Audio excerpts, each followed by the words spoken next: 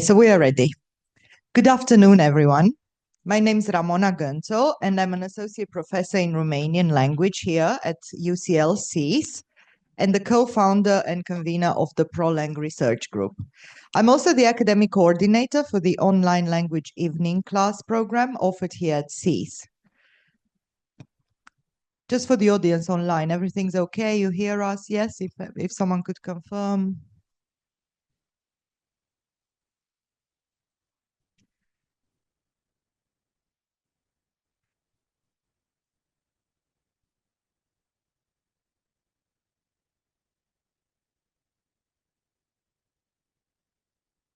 Okay. Thank you everyone for being here tonight, and thank you to all the speakers for your presence. I just want to say a few words about PROLang. PROLang stands for Policy Research Outreach in the field of language-based area studies, with particular focus on languages of the Central, Eastern, Southeastern Europe, and the Baltic region that we cover through our degrees and evening classes. We offer a total of 17 languages from the region, and we're very proud of that as well. PROLang is the newest interdisciplinary initiative, and I'll just mention a few of the aims of PROLang, which is to provide the forum for colleagues from the UK and partner universities and beyond to collaborate on interdisciplinary research topics with languages at the core, to interact with policymakers, practitioners, and the public in order to aid and inform wider debates in language-based area studies and cultural, economic, political, and sociological research, to ensure that languages remain in focus in the post-Brexit landscape, to pay special attention to decolonizing the curriculum for language courses by ensuring minorities of any kind are well represented, as well as to create balanced multiple centers of interest. And last but not least, to increase the esteem of SSEES as a global leader in language-based area studies. I will now say a few words about this evening's event. This is the fourth postgraduate event organized by PROLang, following last year's event on postgraduate Albanian research, and before we had one on Romanian and on Polish. We're very happy to have 6 presenters here with us tonight. Your research is important. The event is moderated by our very own tutor, Petronela Turcerová. She teaches Slovak here for the online language short courses. She graduated from Constantine, the Philosopher University in Nitra, Slovakia, with a master's degree in culturology, culture and tourism management with French, and from Goldsmiths, University of London, with a postgraduate certificate in education and qualified teacher status. Her teaching and academic interests focus on language pedagogy, multilingual education, and the promotion of Slovak and Czech culture in an international context. She has extensive experience teaching Slovak, English, and modern foreign languages to both adult learners and secondary school students. She has previously taught Slovak at Helsinki London International School, worked as a CELTA qualified English teacher, and delivered corporate language training in Slovakia. She also contributed to the development of modules for an EU-funded online Slovak course for young professionals. Alongside her academic work, she's a licensed tourist guide and, when not teaching, leads tours across European cities and in Greece. Petronela will introduce the presenters. We'll have a Q&A session at the end. For the audience online, please type your questions in the Q&A box. We'll answer them at the end of the presentations. This event is being recorded and it will be posted on the SSEES YouTube channel. This is a crucial time for the whole world to connect and collaborate long-term through educational endeavors that impact our world. And this is what we're doing here tonight for Slovak postgraduate research. It is a pleasure to be here with you all tonight, and thank you for presenting through PROLang. Petronela, the floor is yours. Thank you very much, Ramona. Thank you all for coming. Thank you to our presenters and to PROLang for providing this platform for us to present Slovak research tonight. I would like to thank also to all the contacts that responded from the universities in Slovakia to this, mainly University of Constantine the Philosopher and the Prešov University. Our speakers today, we will have 4 online speakers and 2 in person. So we will give the priority to the online speakers today. We have Kamila Kamala Galiush from the Prešov University. We have Simona VRABCOVÁ from the University of Warwick, Marek Šimček from University of Constantine, the Philosopher, and Josef Huliak from the University of Constantine, the Philosopher as well. And with me here is Simona RUSZNYÁKOVÁ from University of Constantine, the Philosopher, and PETR HÁJEK, who represents two universities, Opava University and also University in Nitra tonight. Slovak language at SIMONA here has been taught since the 1970s, I think, or even before, as part of the Czech studies. And then we currently teach Slovak in the evening courses here. That's since the 1990s. There's 3 teachers teaching Slovak here, Olga Vilet, Vlasta Rebrošová, and myself. And we have students practically from around the world, coordinating across different time zones to attend the courses in the academic year. Our event tonight, however, focuses on young researchers that come from Slovakia and will present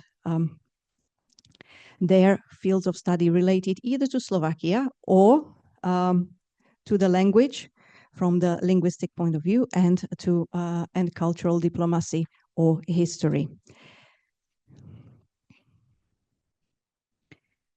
So I think we can move on now to our first speaker. Yeah.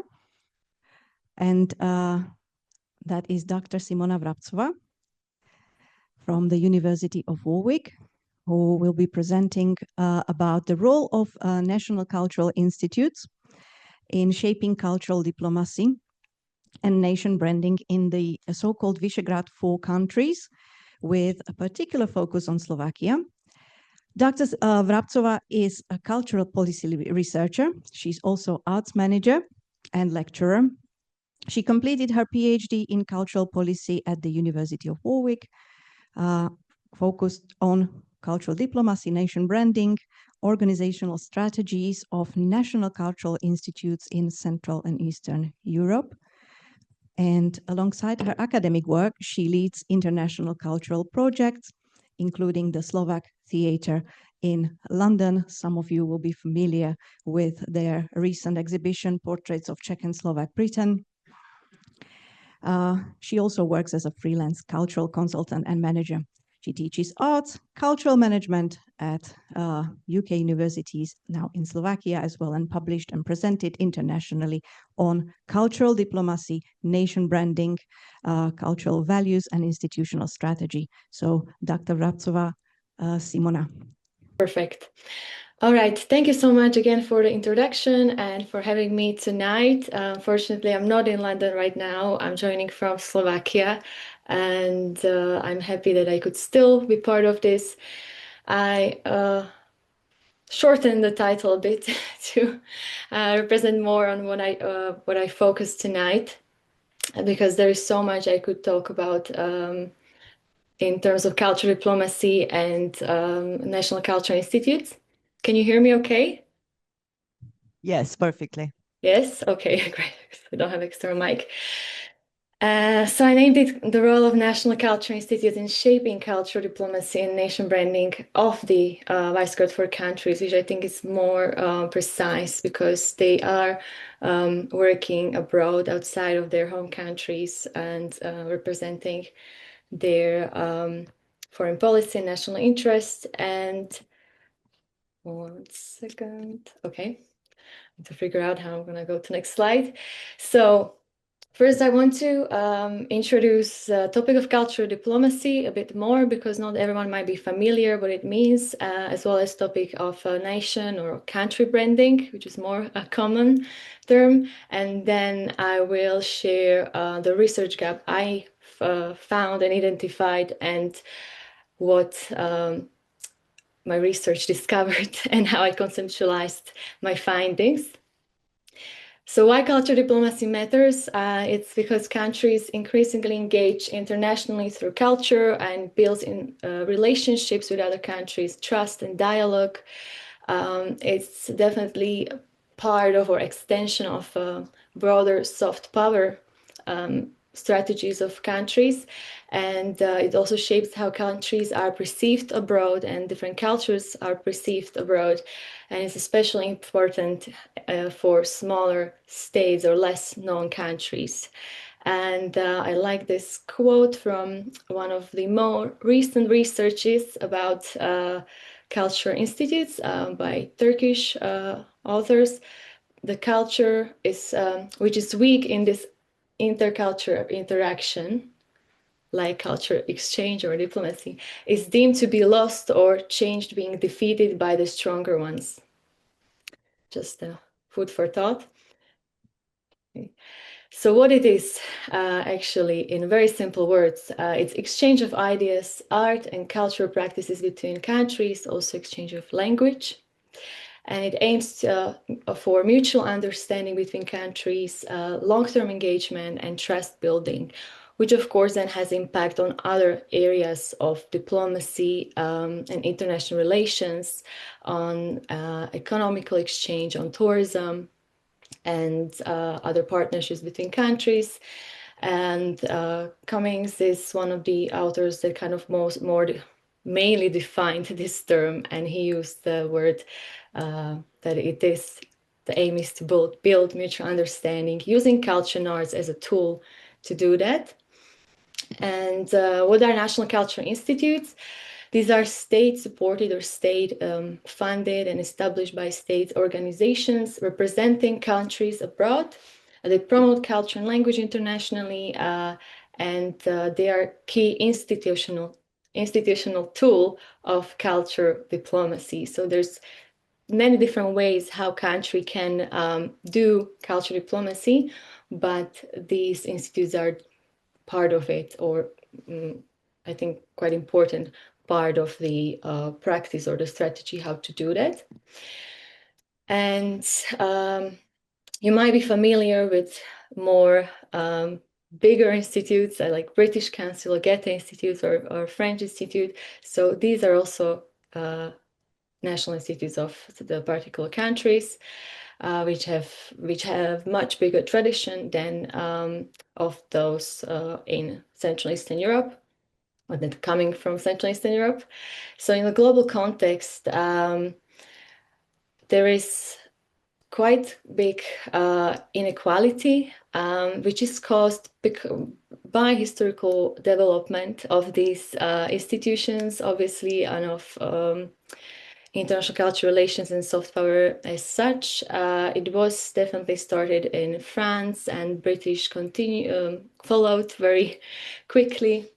Of course, also Spanish, Germans, Portuguese. So these are the 5 kind of biggest frameworks or structures, because they have loads of different, over 150 institutes, for example, almost in every country in the world. And they also represent, because of that, 93% of total turnover. These data are coming from a report which was commissioned for European Union in 2016, and it's the kind of the main report that captures or gives like an overview of European institutes to date. Unfortunately, it's been already 10 years, and I haven't seen any other more recent and updated report, which also shows how under research is this area still. And small countries operate usually with significantly fewer resources, and their framework is also smaller. So they usually have about maybe 10 to 15 to 20 institutes abroad. So you can already see how that is not very equal when you look at it in a bigger picture or global context. But of course, they are developing their structure and practices. How they function abroad, they're located in foreign cities. So, for example, we have also Slovak Institute in London, quite recently opened. And you have also Polish or Hungarian and other institutes in London and then in other cities. They work with local partners and institutions, and they also usually also closely work with embassies and deliver cultural programs and also collaborations, and operate between national priorities and host country context, which I will explain a bit more in detail later in my presentation. And how I connected cultural diplomacy and nation branding. I usually use term nation branding, but country branding is more common. They're similar, not quite same practices, but to not overcomplicate it, I'm just gonna explain it in like the term or the view that it's most common maybe, or people might be familiar with this, which is that country develops some kind of maybe marketing strategies, adopts marketing strategies to brand the country. So there is a logo, there is slogan.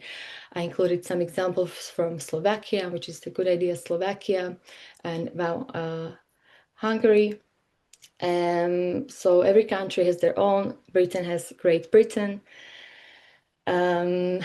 logo, or I mean slogan. But that's one side of it. Then the other side is the actual practice and the impact it can have, or the messages and narratives that are shared with other countries or shared by the practitioners, diplomats, but also cultural practitioners and artists abroad. So all of that together kind of shapes the perception of a country or of a nation, of course, not just the slogan. But it is now more and more common practice, and it's becoming more popular to find best strategies and best practices on how to do this authentically.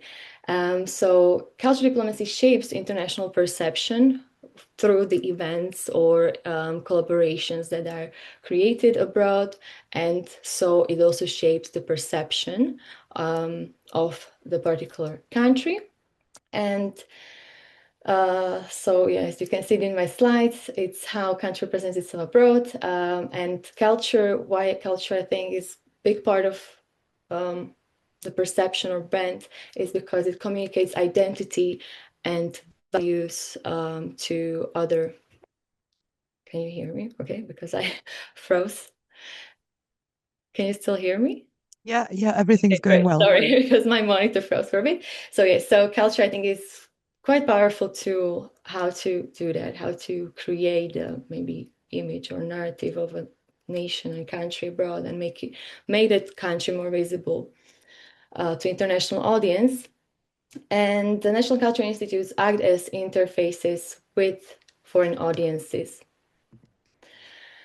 So that's the connection which I see between these research concepts, cultural diplomacy and nation branding. My research focused on vice good for countries, as was already introduced. So we have Slovak institutes from Slovakia, then there are Czech centers, Polish cultural institutes, and LIST institutes, Hungarian cultural institutes are called LIST institutes. They also have their own kind of visual branding or marketing branding and logos. Sometimes, as you see with Slovak ones, they are connected to the country branding, but for the other countries, they have their a little bit separated visual identity. But that's just one part of it.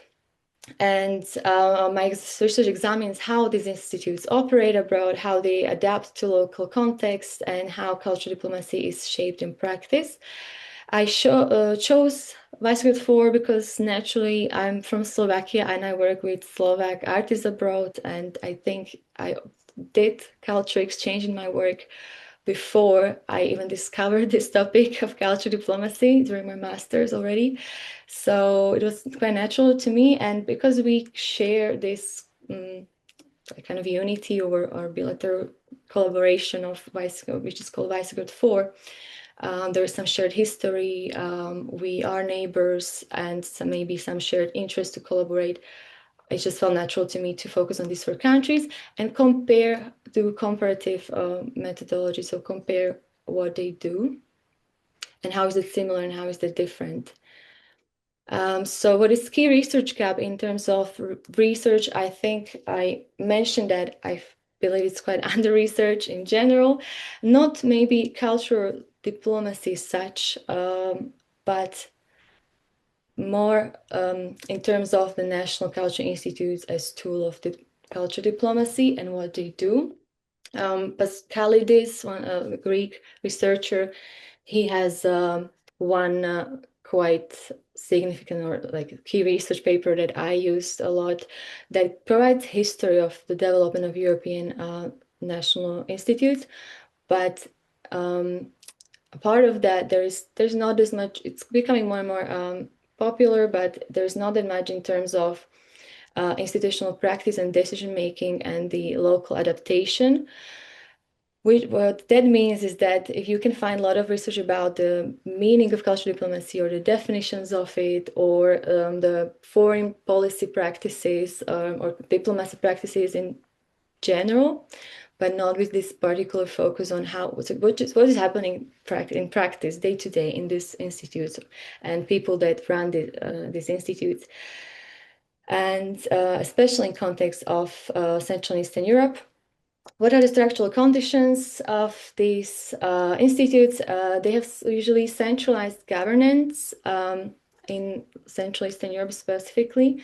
So it means that they are established by ministries of foreign affairs and funded by Ministry of Foreign Affairs, sometimes also by Ministry of Culture. But for Slovakia, it's Ministry of Foreign Affairs. They have limited funding, or they're quite under-resourced institutes. That is what I found from my research. But it also shows in the report that I mentioned earlier. And the teams are usually small, so that's kind of significant compared to if you look at British Council or Goethe Institute. They sometimes in some locations can have even 51, maybe 100 employees. These institutes usually have from 2 to 5, maybe maximum of 10 or 15 staff. Some Polish or Hungarian institutes. But for Slovak ones, there is sometimes just the director of the institute who is also a diplomat, and maybe one local staff member or local support. And yeah, that's usually how they function. So they're called institutes, but in reality, they really operate in these small teams, and often they have office at the embassy and don't have their own premises, which also limits a bit on what they can do, because as we know, embassies are not publicly accessible. They are, secured buildings and institutions, and the cultural diplomacy should be accessible to public. And when you have your own building or space, even venue, it's I think much easier to achieve that. Maybe I wouldn't say weak, but there's the strategy, I think, is less structured, and also the evaluation systems. But the reason is because there's not that much funding given to these institutions and to research about these institutions, and of course, then to the evaluation. So it's all kind of connected together. Yes, so that's kind of one of the conclusions here, that they are institutionally constrained. Core argument, I already mentioned that a bit. These conditions produce fragmented approaches, limited strategic consistency, and reliance on individuals, which then means that directors' influence become central to what is happening in the institute in day-to-day practice. And in that sense, cultural diplomacy becomes person-driven.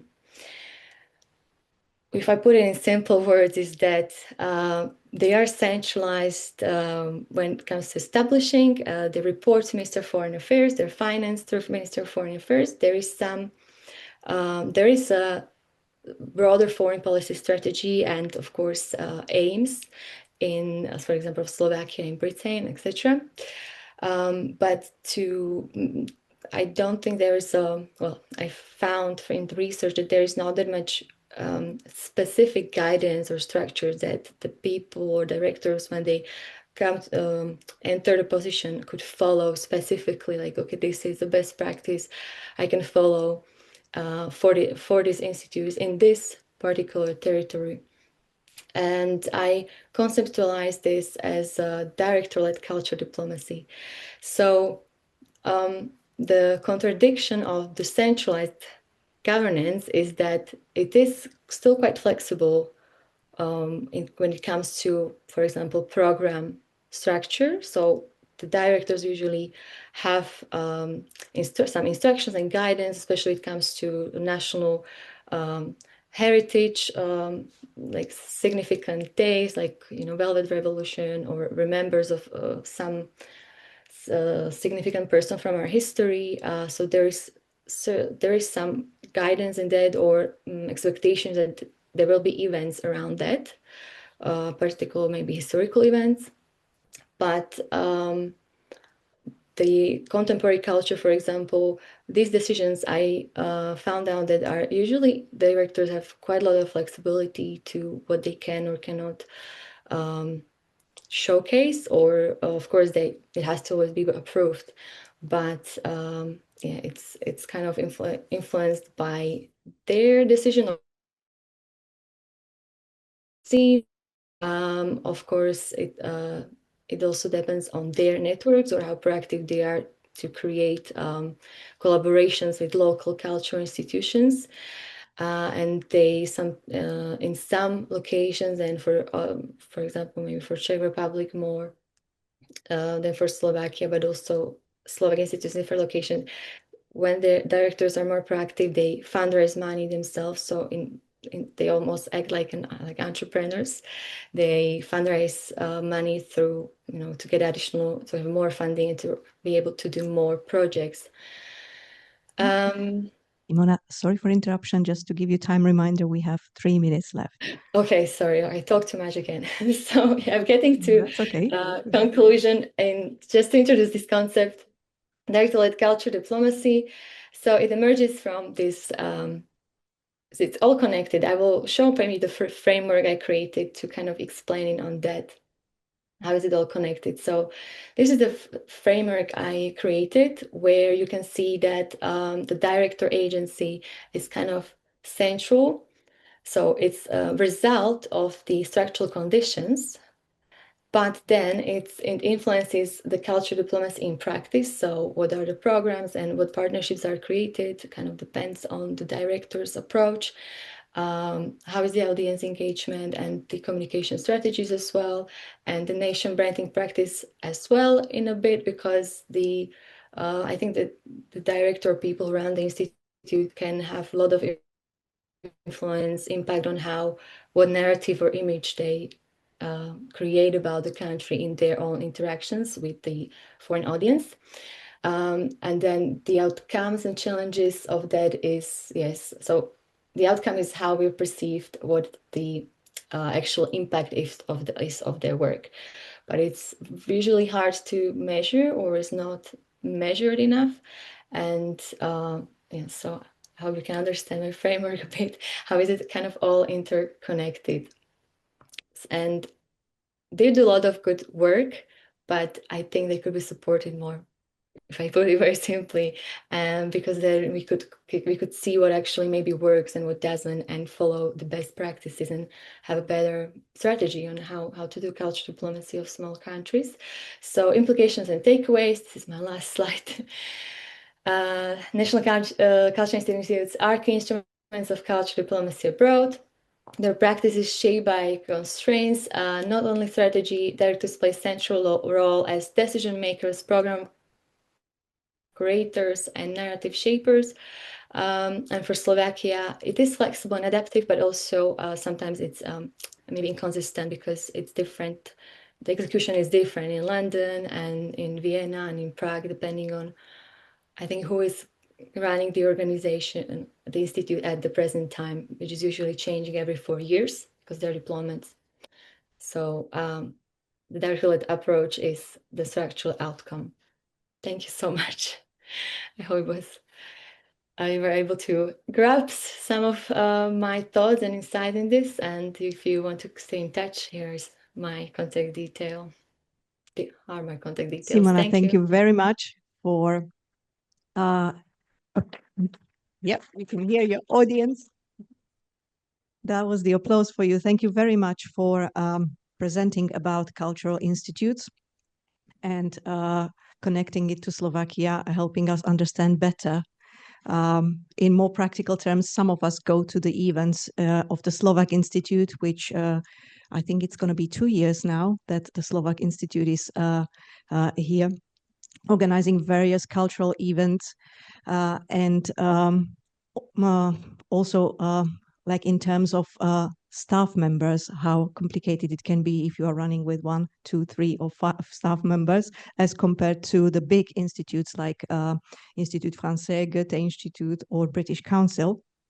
So very interesting presentation. Thank you for that. And thank you also for outlining the gaps in research for our potential doctoral researchers who are watching our events, so that they know what gaps are and what they can further research in their research. Thank you. We're going to move to our second speaker, online speaker today. And with us, we have also online Kamala Galyush from the Prešov University. And Kamila is a first-year PhD candidate at the Institute of British and American Studies at the University of Prešov in Slovakia. Kamila studied translation and interpreting at, and her working languages are English and Slovak. She completed her master's in 2024, defended her diploma thesis focusing on comparison of human and machine literary translation, then pursued career in journalism by joining the team of Radio Slovakia International, the English service of the national public service broadcaster RTVS. And she brought minority-related topics to the broadcast, which became a catalyst for writing her research proposal at the University of Prešov. In addition, she enjoys fantasy literature, rock music, creative writing, and video games. So Kamila will be presenting on translation of children's and young adult literature from Slovak to English, focusing on Romani authors from the Czechoslovak literary space. And Kamila, you'll be pleased to know that Ms. Julia Sherwood is here with us as well today, who is translating Slovak literature for the British audience. So it's all yours. Thank you. Great.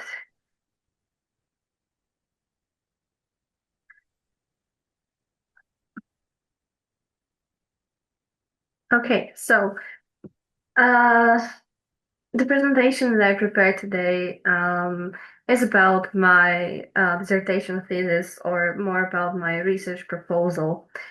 It is titled Translation for Children and Young Adults, Routine or Challenge for Translators. A small spoiler, I guess, it is a challenge, definitely. So,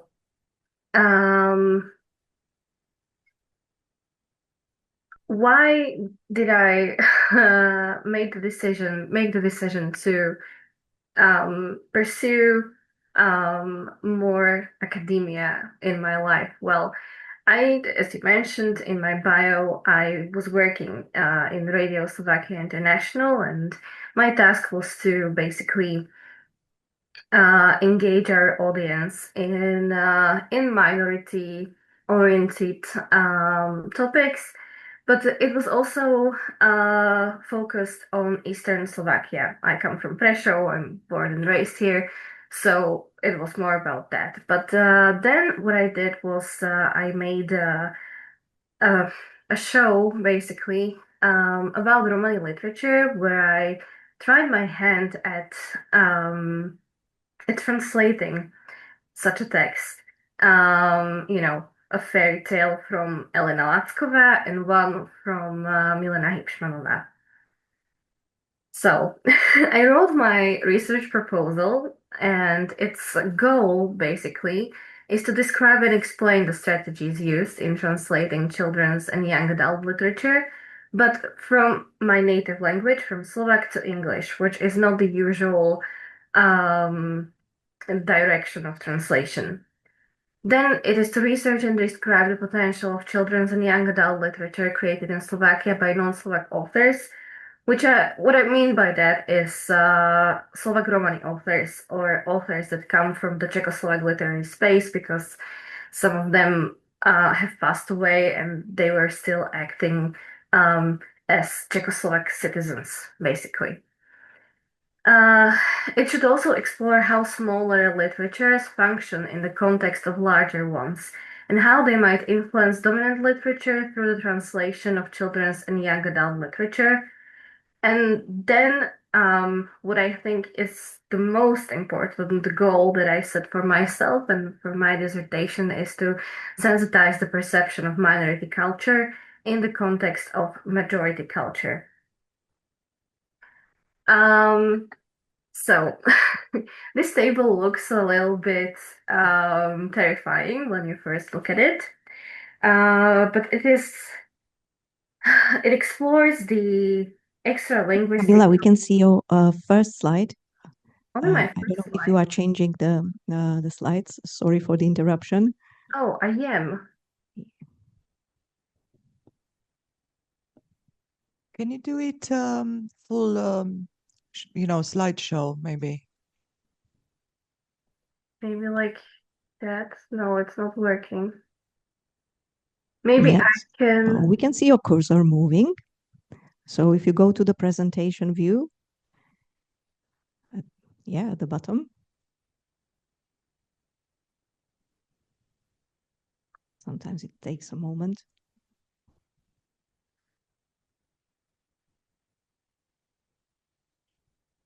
Is there any change or not?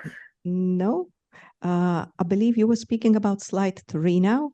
Yes. And if you click on that, shall we try? If you click on slide 3, is it going to change? Yeah. So here we can see it not in the presentation mode, but yeah, we can definitely see it now.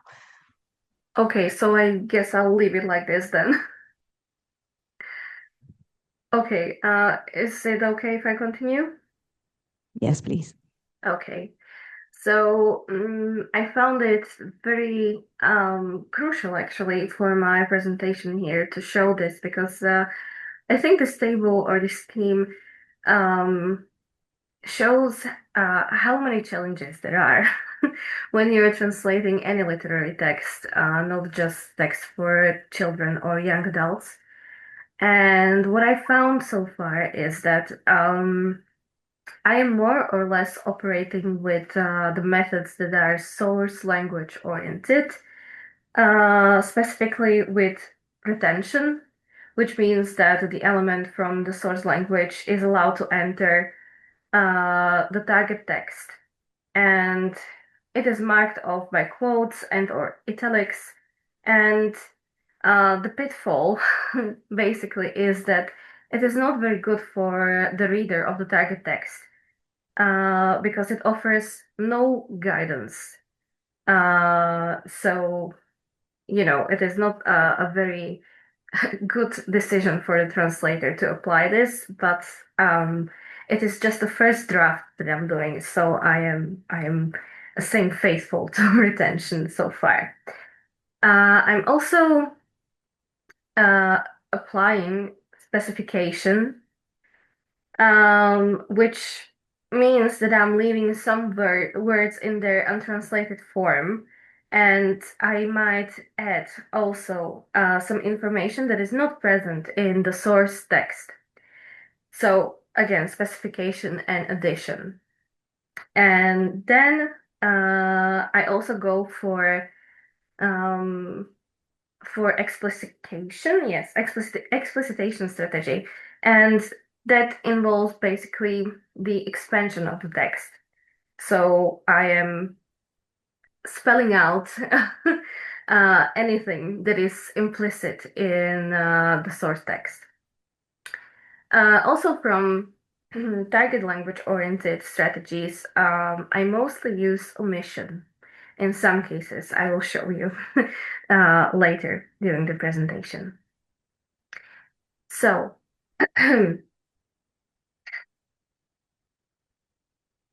the potential of children's and young adult literature created in Slovakia by non-Slovak authors is, I think, best represented by Elena Lacková. Why I'm saying that? Well, she became one of the most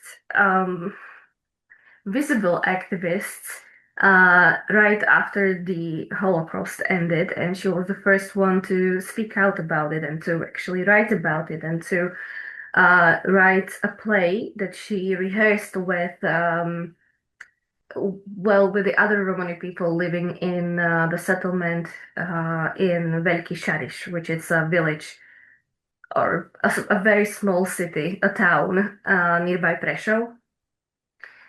And she's also quite remarkable in that way that I think she was half Romani. Her mother, I think, was Polish, but she was, I think, more Romani than her other majority identity. And it was in the 60s when she finished her studies at the Faculty of Social Sciences at Charles University in Prague. So that was no small feat, and I really do think that this was quite a feat that she performed. So I chose her fairy tales that were published in 1992 because, well, speaking plainly, I grew up with them. So I knew the fairy tales. I knew about Milalo and Death. I knew about Tolo's Dream, and it wasn't unfamiliar for me.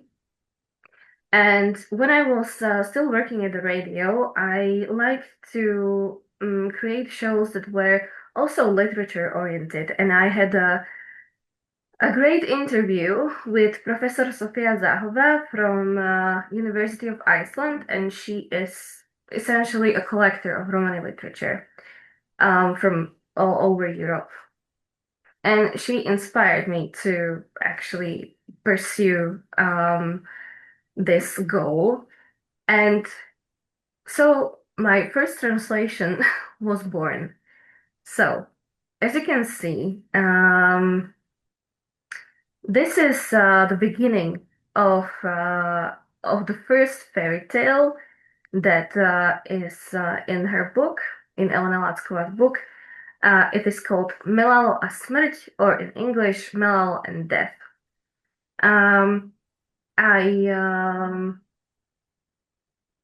Well, in the title, I think there's the first translation problem that I've encountered, and it is translating the word smrť, because she is a character in the story, and her name isn't capitalized, the first letter. So I thought, oh well, what do I do? I did it in English, and I stand by my decision. And in the first sentence, v ďalekej krajine žil Rom Milalo so svojou rodinou. And then in my translation, in a land far away lived Milalo and his family. I omitted the word Rom or a Romani man because that it didn't flow with the text. But then I was thinking about, and I did ask my supervisor, like, should I explain now or add to the text that his name is Milalo because it means dirty, or because it has the association with being dark-skinned. So this is something that I've been thinking about for a few months actually now. And right now, like all of these things that you see that are marked with yellow, I think this is something that is called translation crisis points, and I think every translator encounters those. And so in the first paragraph, there's also the word chatrč. Chatrč is a very specific thing, especially in Slovak context, because Chatrč is associated with Romani people because they live in settlements and they don't have brick houses. They only have something that you can only call either a hut or a shack. I was also thinking about shed, but that is more along the lines of having tools in there, I guess. Then there's the problem. This is from the beginning of the tale. Then there's a tale of cursing someone, and it is a whole sentence, and he curses death for taking his wife away because she passed away, and now her and Mel's children, they don't have anything to eat, they have no money, they are very poor. And I decided, I guess, to make it a bit more expressive in the English text so that it would communicate better. So I hope that I achieved my goal in there. Okay, continuing with Melalo and death. This comes from almost the ending of the story. The story goes like Melalo's wife dies, he's very poor, so that's the theme of I think it's a bit unfortunate to choose this theme to write about connected to Romani people, but I understand that it was the 90s and I think it was the best decision then. So, yes, Melalo's wife died and he's poor and he wants to get some money. And what he thinks to himself is that he will trick death to give him the money and to provide food for his children. And of course, he's not successful at that. And in this case, in this paragraph, you can see that he is angry. He's angry at his children that are dancing and singing in their hut. And before that, he's threatening to beat them, which is also something that I'm not like very happy about that being in the text because it forces a stereotype essentially about violent Romani men. But I understand it is a fairy tale. It needs to exaggerate a little bit. Camilla, just a short time reminder. We have 5 minutes left. Oh, all right. Okay. I will go through it very quickly. No, this is extremely important, what you're saying. So just we are a little bit conscious about time. Yeah, that's it. So he says, "Jeváš ho čierneho delora," which is very interesting because he also mixes Slovak and Romani. And I've never heard someone use that expression. So I naturalized it. I just said, to hell with all of you, because in English to say like, I don't know, I wish the black god would strike you down, that sounds ridiculous. So I just chose the way with naturalizing it.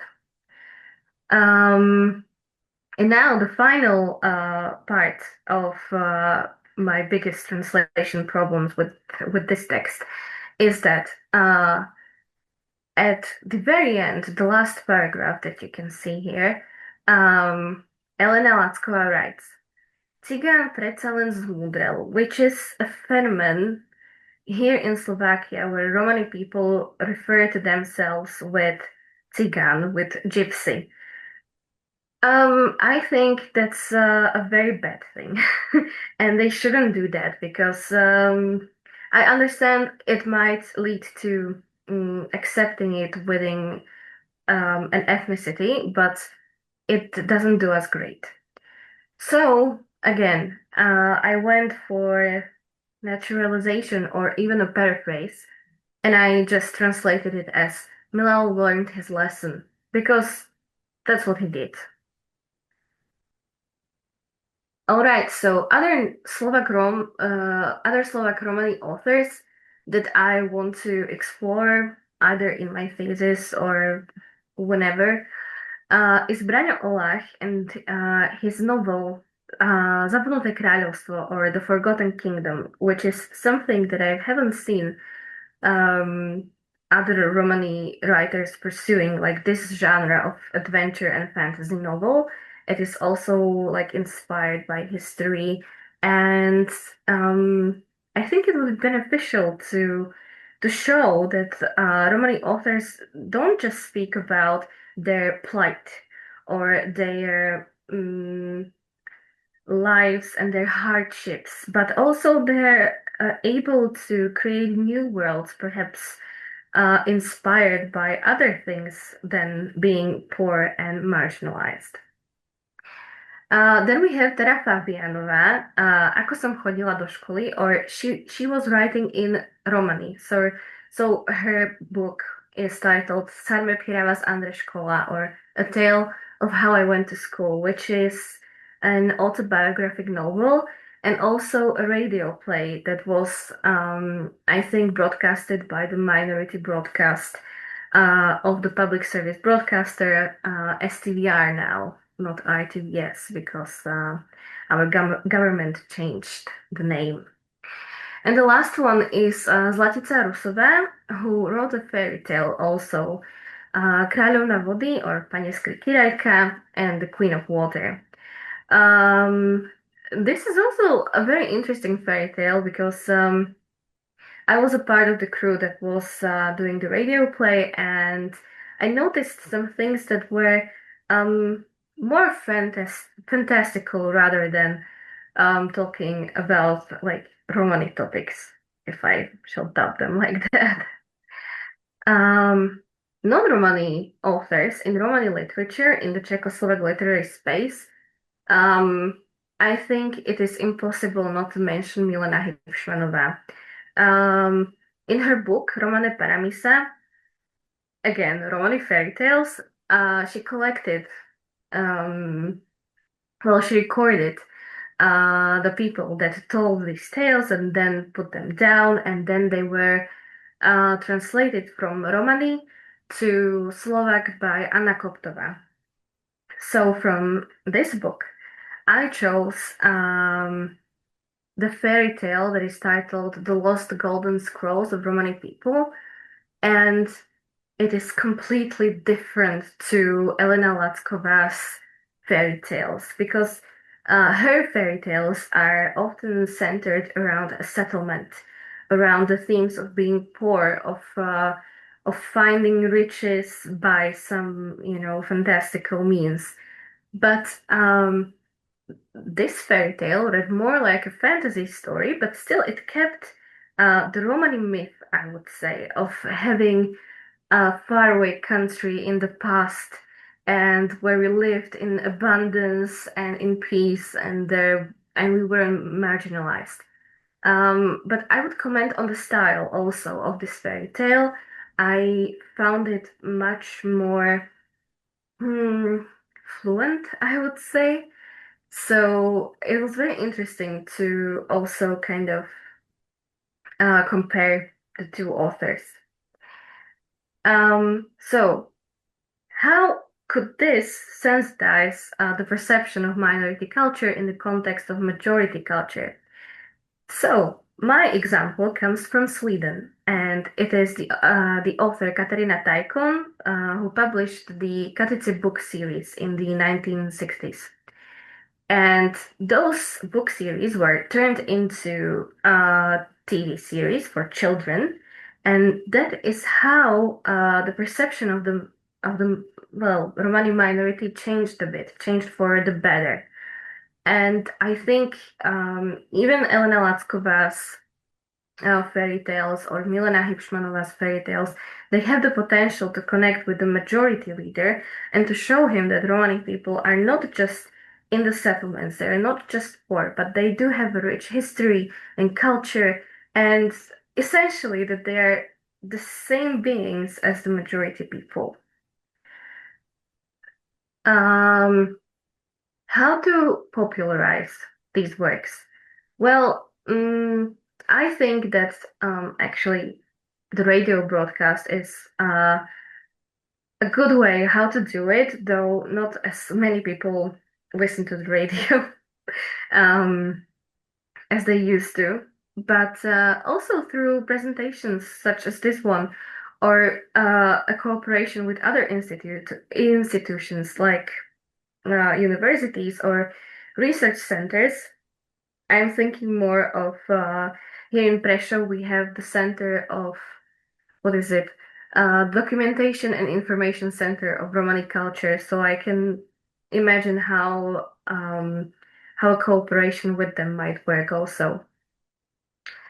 So, and also translation to English, it could act as a vessel for popularization of these works.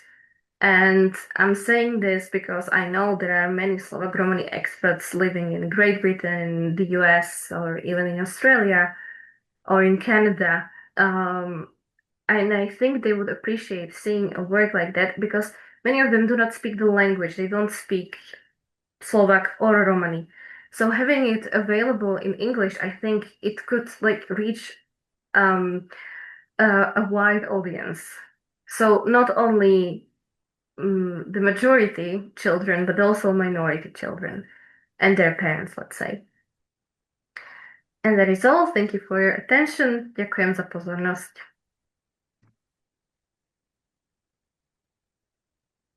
Kamila, thank you very much. I can assure you that we do listen to Slovak radio, and our Slovak students in our courses do as well. And also, just to emphasize how important is what you are doing. In our audience here, we have at least 5 people who work with children, minority children of Romani origin here in the education sector. There's quite a few educators here. And bringing this into attention is extremely important for the inclusion of these communities. And also, as Ramona said, when we spoke about your abstract and bio, working on the heritage languages is extremely important in majority cultures. And we literally said we wished you would be here with us so that you could experience a little bit more of the decolonizing the curriculum and the inclusion that is worked on here currently for the curriculum of schools here in the UK. So thank you very much for your presentation.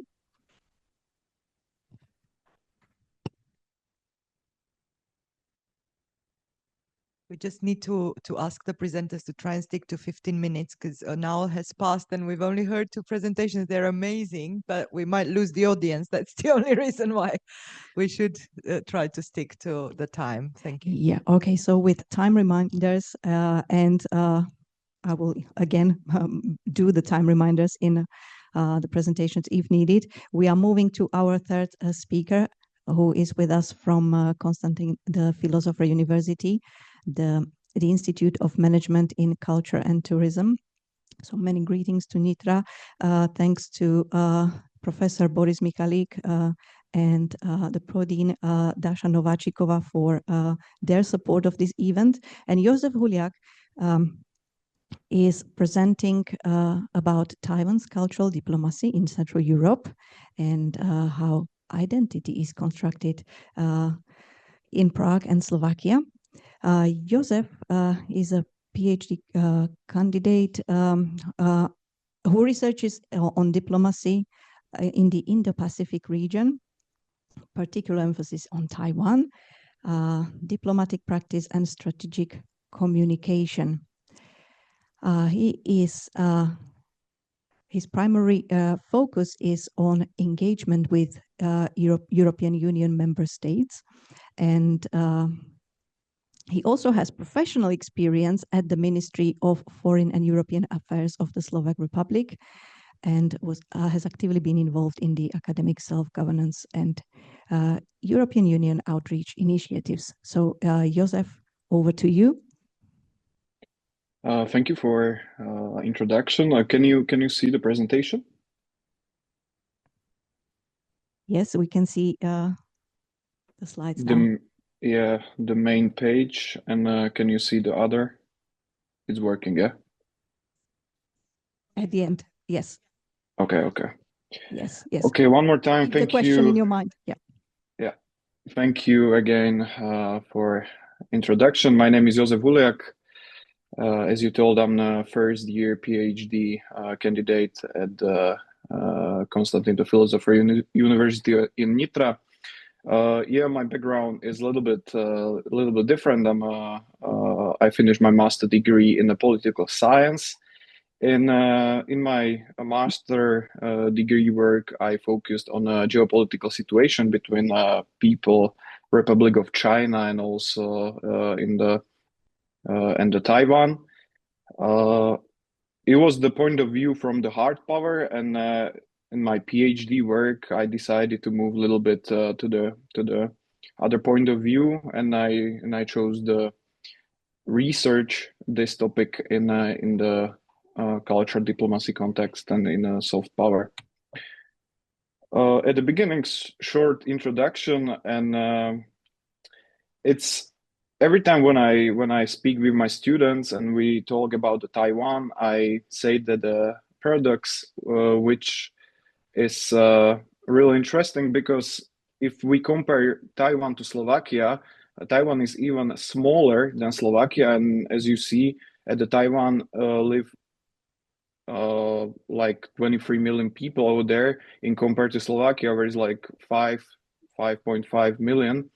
And the biggest paradox is that the Taiwan is actually de facto a state, because Taiwan got own government, own military, also own economy, etc. And as you can see, there are only 12 countries in the world which only officially recognize Taiwan as an independent state. There is only one country in the whole Europe, and it's Holy See, the Vatican City, which is recognizing Taiwan as an independent state. Fun fact is that Taiwan is the country with one of the best healthcare system in a whole world, and even in this situation, it's not part of the World Health Organization.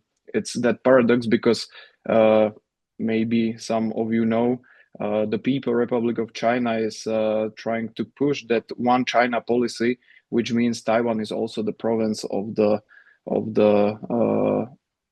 China. As we go to my research focus, the main question is, how can Taiwan overcome structural diplomatic constraints? And I'm using as an analytical lens, the main factor is the cultural diplomacy as a soft power. My research questions are three, and that they are: what institutional mechanism enable Taiwan to pursue cultural diplomacy without formal diplomatic relations? The other one is, how does Taiwan use cultural diplomacy to build Taiwanese identity and legitimacy in the context of diplomatic isolation? Especially I focus on the Prague and Bratislava because of the language, and also I live in Slovakia, and for me it's easier to travel and also to work there and to collect the data. And the third and the last question is, what are the key similarities and differences between Taiwanese culture diplomacy strategies in Prague and Bratislava? There is that comparison. As we go through the methodology of my research, of my PhD project, is that a qualitative comparative case study. I'm doing also the analytical framework, also the literature review, and I'm working also with the Slovak, Czech, English literature in a language, but also thanks to the AI models and stuff like that, I'm using also the transcription and translation from the Chinese, from the official papers, for example, from Ministry of Foreign Affairs of Taiwan or Ministry of Culture. As we go through the data collection methods, we use the semi-structured interviews, because part of my PhD research and work is also data collection, and actually I have to participate on a culture events in Bratislava, or in general in Slovakia, or in the Czech Republic, and especially most of the time at the Prague. And as I said, I'm also doing a document analysis from the official statements of the Ministry of Foreign Affairs, etc. Yeah, and other part of my methodologies are also data sources. As I say, we have to work from the official reports from the representative offices, as I said, because the Taiwan is not officially recognized by the UN. That's the reason why they cannot use, or they cannot make diplomacy through embassies, and they are using the representative offices. We also got one in Bratislava, and also we got one in Prague. If we wanna understand my PhD work, we have to first of all understand the theoretical framework of cultural diplomacy. As you know, the term has no single definition. It emerges at the intersection of politics, culture, and intercultural communication. That's the quote from 1959 from the Minister of Foreign Affairs, or the State of the Department of State of the United States. And also I'm looking, I'm trying to understand how different kind of, for example, diplomats or cultural actors, or even the international relation theorists, are understanding the theoretical framework of the culture diplomacy. As you see, the diplomats see culture diplomacy like a tool for advancing national interest. On the other hand, we got the culture actors, which are saying that culture diplomacy is a platform for free culture dialogue, but very important is to say it's independent of the political objectives. And at last, we got international relation theorists, which understand cultural diplomacy as a form of soft power in the global arena. We can understand it as a soft power in a practice. Here, in a short, you can see the main theoretics which I used in my PhD work. You can see also the official statement from the Minister of Foreign Affairs of Slovak Republic, because also cultural diplomacy is a huge part of foreign and European policy of the Slovak Republic, because, as you know, we are not a big state, or we don't have that much of hard power. That's the reason why Slovakia have to use the soft power to increase the position in international relations. Also, Joseph Nye is the key theorist from USA, from the United States of America, which actually defined the soft power. And if we are talking about the Slovakia or the Czech Republic, I'm using also Eliška Tomalová, which she wrote. She's the scholar that wrote a work about the cultural diplomacy, but on a French experience. And then you got the classic authors like the Cummings, John Kuhl, who is the father, we can call it father to the public diplomacy, etc. As we are talking about the Slovakia authors and also the scholars, I'm using in my PhD actually the definition of the cultural diplomacy from Erik Pajtinka, from University of Matej Bel in Banská Bystrica, and also from Milan Kuruc, which wrote his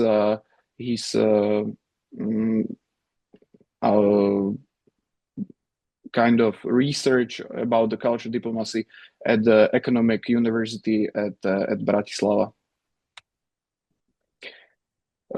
Right now, I want to explain you we can call it right now case study, but I'm not at that part of my PhD study because I'm right now only at the first year. And actually my whole focus was on a theoretical framework of cultural diplomacy or soft power.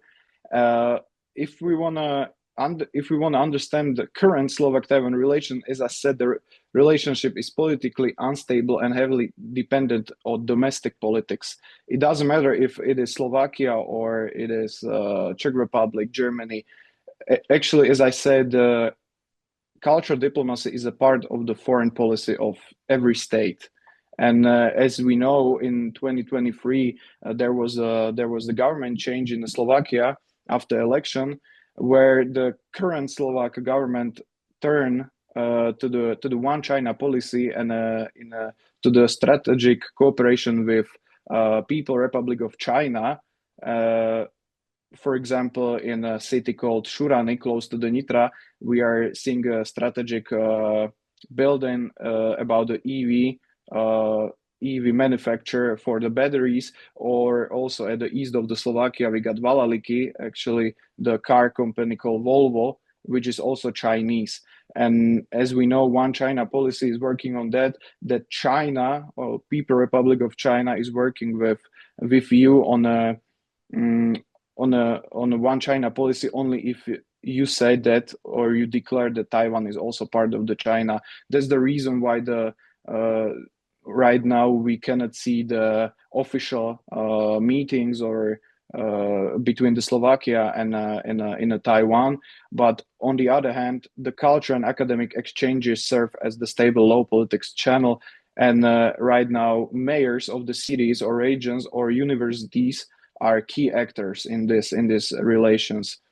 For example, a great example is GLOBSEC think tank, or the Central European Institute of Asian Studies, where also I got the opportunity to wrote some of my insights about the current Taiwan or Slovakia-Taiwan relations in this point of view.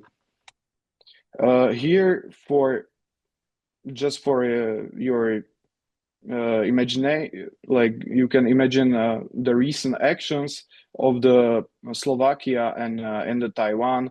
Right now, the most recent topic is the semiconductor diplomacy between these two states. For example, there is the cooperation between Slovakia and Taiwan, Slovakia Technical University in Bratislava and Taiwan, where Taiwan helped establish the first semiconductor research center in the Slovakia. On the other hand, there is the cooperation with the universities. Taiwan funded the establishment of the Center for Taiwan Studies at the Faculty of Management of Comenius University in Bratislava. And if we are talking about the culture diplomacy, recent news are that, for example, the children from the Pingtung country in southern Taiwan recently won 4 gold medals at the International Youth Music Festival in Slovakia. As you can see, there is some type of connection between Slovakia and Taiwan in the context of the cultural diplomacy, but it's not that big, or it's not that I don't know how to call it, not famous, but like it was before for the previous government, because with the previous government under Prime Minister Igor Matovič or Eduard Heger, the relations were at a great level. If we go, Josef, just to let you know, 5 minutes left. Yeah, thank you. If we go to the Czech and Taiwan relation, it's different story. Czechia or Czech Republic is one of the Taiwan closest partners in Europe. It doesn't matter if we are talking about the government cooperation, if we are talking about for example, the semiconductor or academic or the culture diplomacy level. The relationship this relationship is built on the democracy, human rights, and shared values. In last time there were official visits of the politicians also from Taiwan. For example, Minister of Foreign Affairs of Taiwan was at the official was at the official meeting or with their counterpartners from the Czech Republic. As I said, the relations are well developed on academic research and institutional ties. There are some examples. There you can see the Taiwan foreign minister led a delegation to the Czech Republic for opening the one of the biggest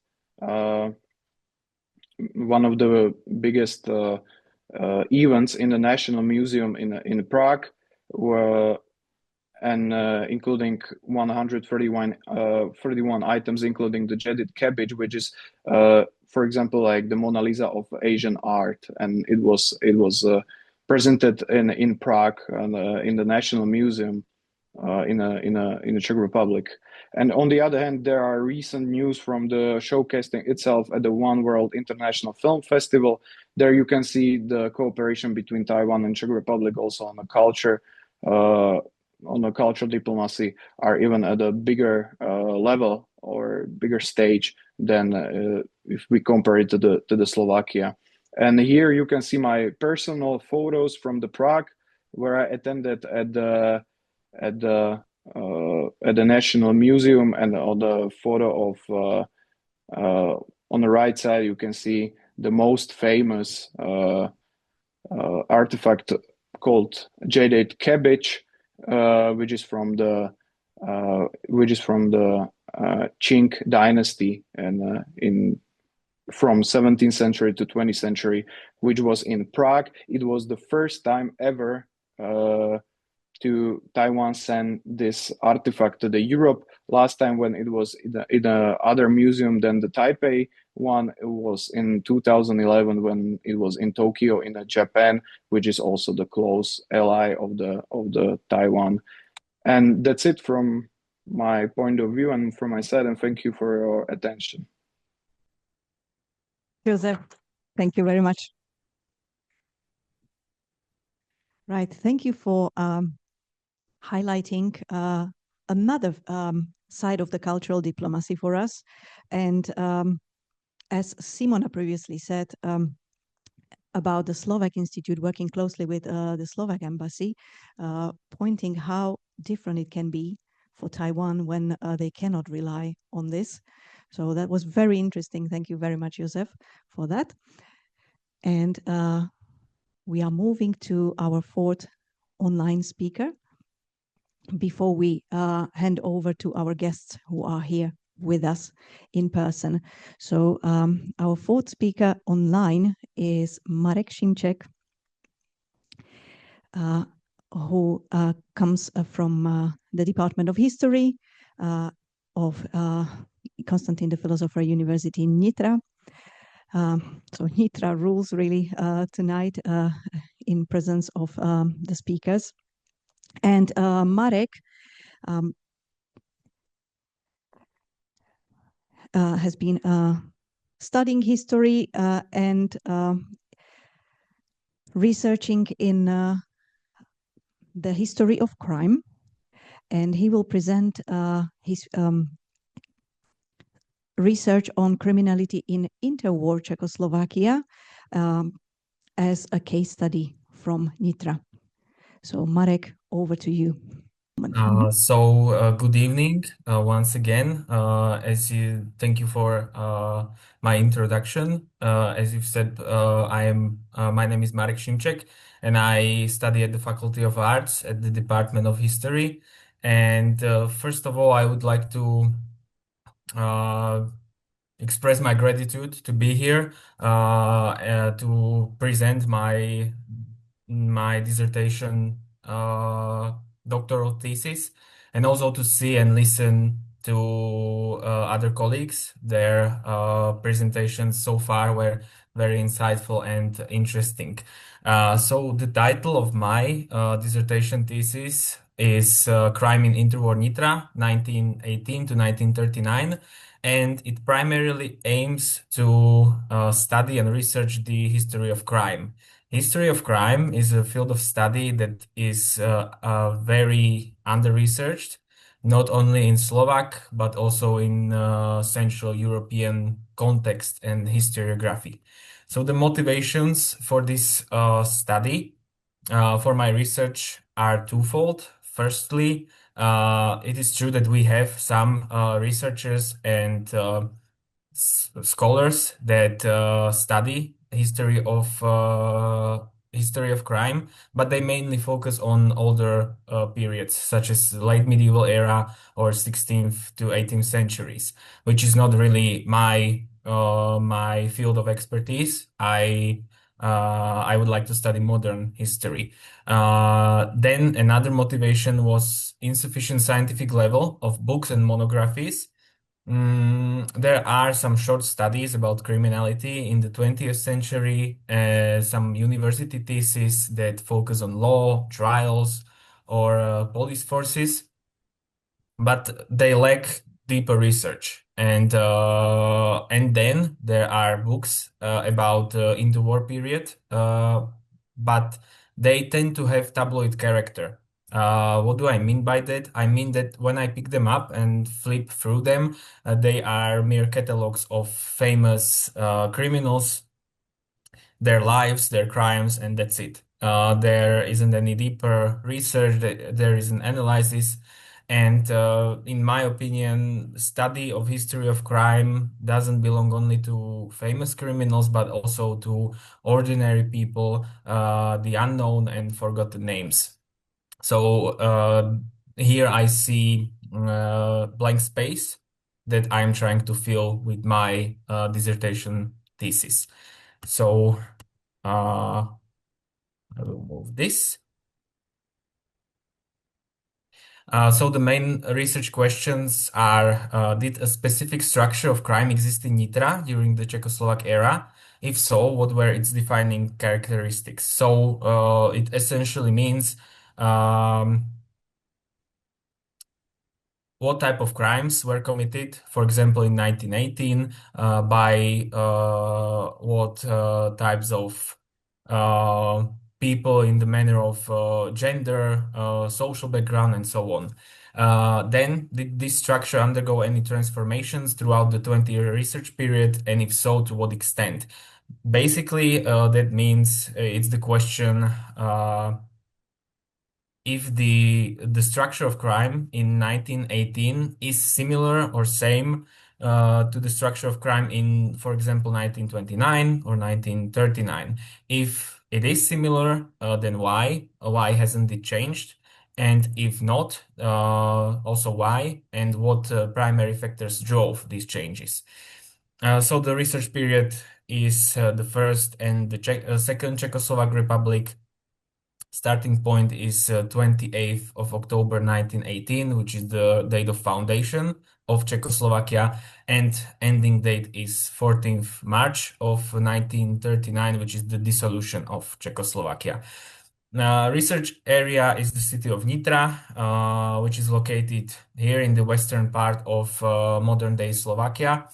It is the city where I study, and it is city with a rich history. Its history dates back to 9th century when it was the center of Principality of Nitra, and it has a rich interwar history as well.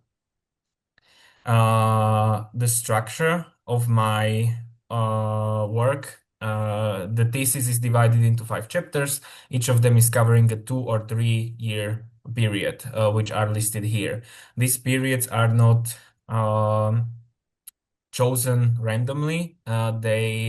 Each of them is defined by major historical or criminal milestone. So, for example, the first one, 1918 to 1920, is defined by the foundation of Czechoslovak Republic. So the question will be, how did the foundation of new state influence the crime? Then 1923 is the year of assassination of finance minister. And how did this event influence the crime in Nitra? Very specific date is 1933. In August 1933, there was a Pribina festivities in Nitra. And also the question is, how did this event inside the city itself influence the crime in Nitra? Regarding the literature, historical literature will be the base of my thesis, of course, but given the interdisciplinary approach, it won't be sufficient enough.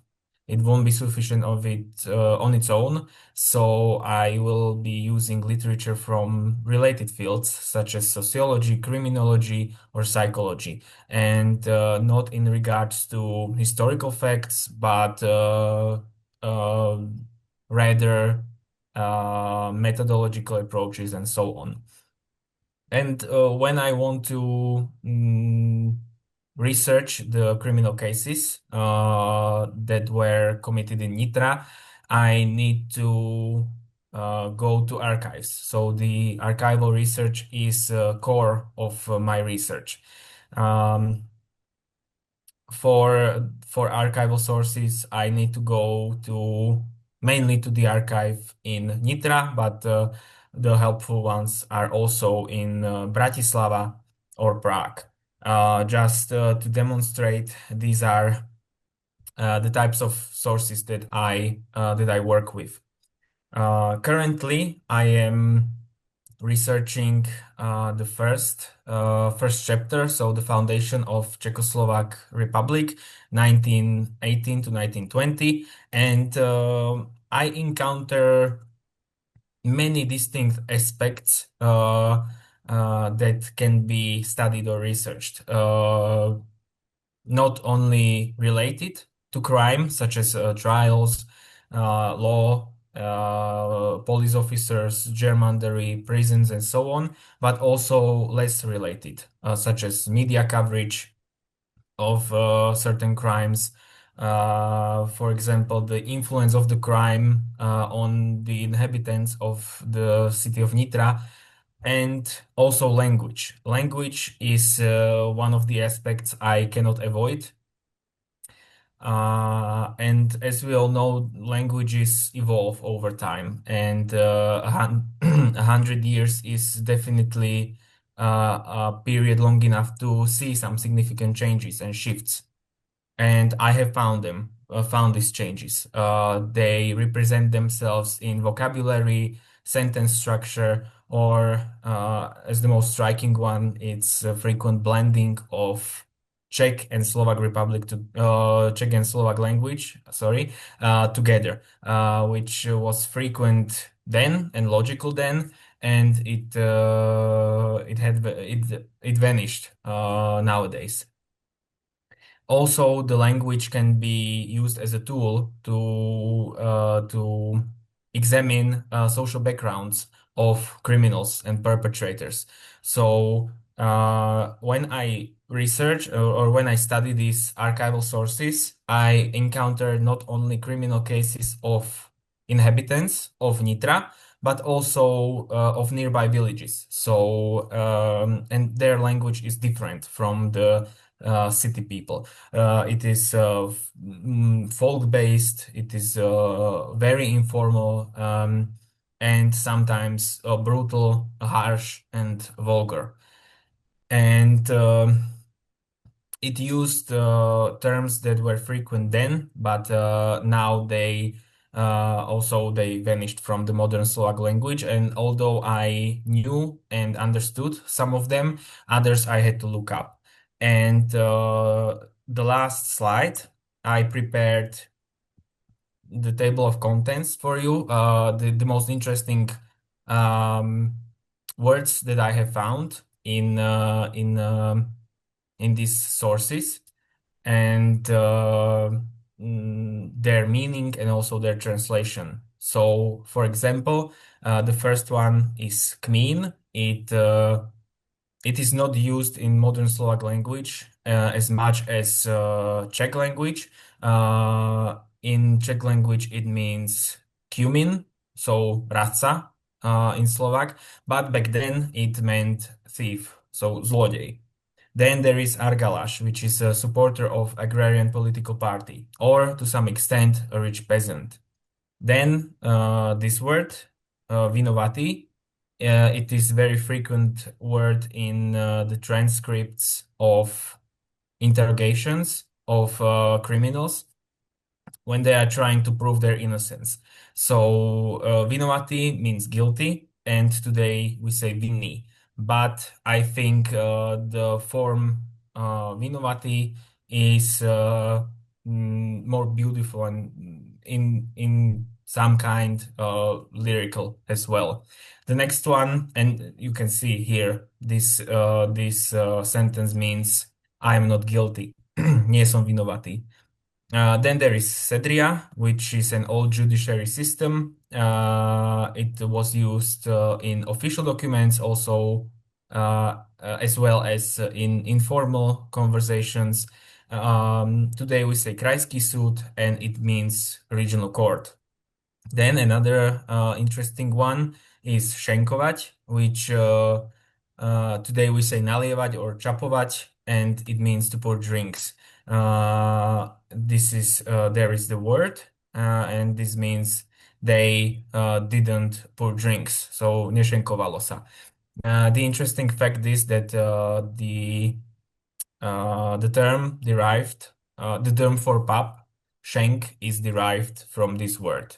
Another one is štok, which means today it means stôl, poschodie, truhla, and which translated as table, building, floor, or chest.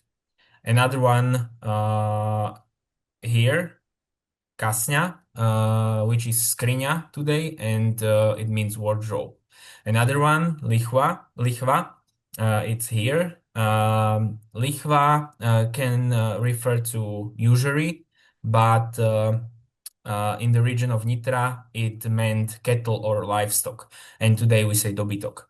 And the last one, it's čelatka, which we translate, or today we say služobníctvo, rodina, or mládež.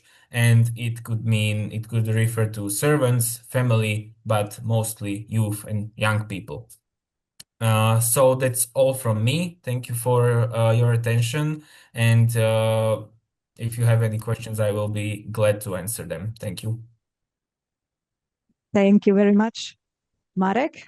Yes, we're definitely going to have questions. So all of you online speakers, please stay there because we're definitely going to have questions for you after the in-person presentations here. And also thank you for including that linguistic part where we could see words coming from French or German origin, literally used in those historical texts that you worked with.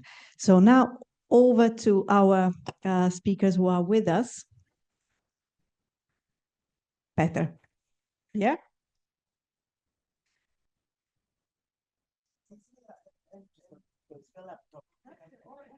Yeah, up to you, so. Hmm? Okay, Petr, so you can go and get ready. Okay, now it's my turn. It is your turn. Yeah. Would you like to introduce yourself, or shall I continue and introduce you with the bio? Yeah, we will do that. Yes, as for everyone. So Petr HÁJEK comes as a university lecturer to UCL SSEES. He is a lecturer in English linguistics, so we're going to learn something about English from him tonight. He works at Silesian University in beautiful city of Opava, and he's doing his research in the city of Nitra.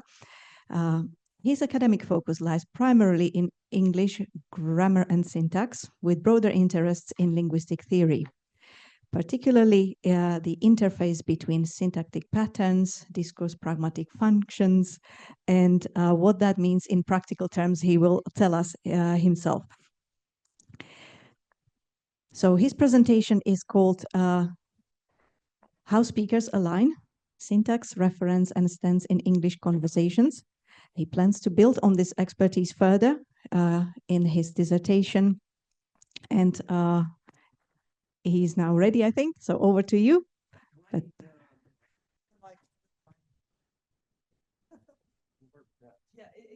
It's on. Okay. Good evening. My name is PETR HÁJEK. So I'm very, very pleased to be here. And it's, believe me or not, it's a huge privilege staying here and having you as audience. Okay. And I'm trying to be as short as possible. Okay. Where's the presentation? Sharing? This is it? Okay. This is it? Huh? Yeah, you've seen Okay. it. Yeah, So perfect. you want to go to slideshow, but it's up to you. That's fine. Yes. Okay. Thank you. So today I'm talking about how speakers align. This talk is part of a doctoral PhD project entitled "How Speakers Align: How We Build Meaning Together in Conversation." The original name of this presentation was a bit like a shortened to sound less formal and to be more approachable for a non-academic audience. Even though the data I use here come from English corpus or English data, this design is easily transferable to any other linguistics or any other data sets, languages. Okay, so moreover, my PhD training and supervision are embedded in Slovak academic context. So it can easily be applied to, for example, Czech or Slovak interactional linguistics. In everyday conversation, speakers often start to sound like each other. They try to adapt to each other. They repeat some grammatical structures. They reuse some words that has been said before, or they use or they express their opinions on the topic in some way. This phenomenon is commonly referred to as alignment and plays an important role in how understanding between each other is maintained and achieved. Here, I would like to focus on the main research focus of this presentation. I look at conversational alignment from three closely connected perspectives. The first one, how speakers repeat structure. I'm particularly interested in whether alignment also appears in less frequent structures, not only in highly frequent patterns. For example, clef sentence these are the examples like what I really need is your love, I'm the one who did it. These structures, which are not too common, or existential constructions starting with there is, there are, or some other observations, some other things that are happening. Second, how speakers refer to things. This is about how speakers manage, how they use some specific words to refer to something that has been said before, and how shared commitment is achieved. And the last one, how speakers express opinions. These are situations where misunderstanding leads speakers to reshape what you say or reformulate something that you said before. So these three concepts can show alignment as an interactional process, not only like a simple repetition or automatic copying of what has been said. So I would like to clarify what I mean by alignment and why it plays an important role, why it matters so much for the spoken interaction. In this project, alignment is referred to the tendency of speakers to adapt to each other, using specific structures, using different words, how you negotiate your meaning, and how you reference to what has been said before. What is important? Context is important, because alignment is very, very sensitive to context. This means the topic, what is being said about, for example. So that's why alignment is so important, because it shows grammar in action, not only as an isolated repetition of grammatical structures or about sentences that we say. So where are the examples? Where the examples come from? I use corpus of spoken English. Corpus, it's a huge database of what has been said, what has been written, what has been recorded. So it contains naturally occurring data, like conversation. I take the examples from Switchboard, which is This is a corpus of telephone conversations mainly. So these corpus or corpora contain a lot of unscripted conversation. But let me explain what is unscripted and why is it so important. Of course, we can have a lot of scripted conversation, which means that there are situations that are prepared. Okay, so there are two speakers, and there are some prepared questions, predefined sentences that one speaker reads or asks, and the other one responds to this. So we can say in this situation, these answers or responses are just a bit more expected. But this is a completely different story with what I do with unscripted conversation, which contain naturally occurring data. Okay, so there are no predefined sentences, no predefined questions. Everything is happening at the exact time of interaction.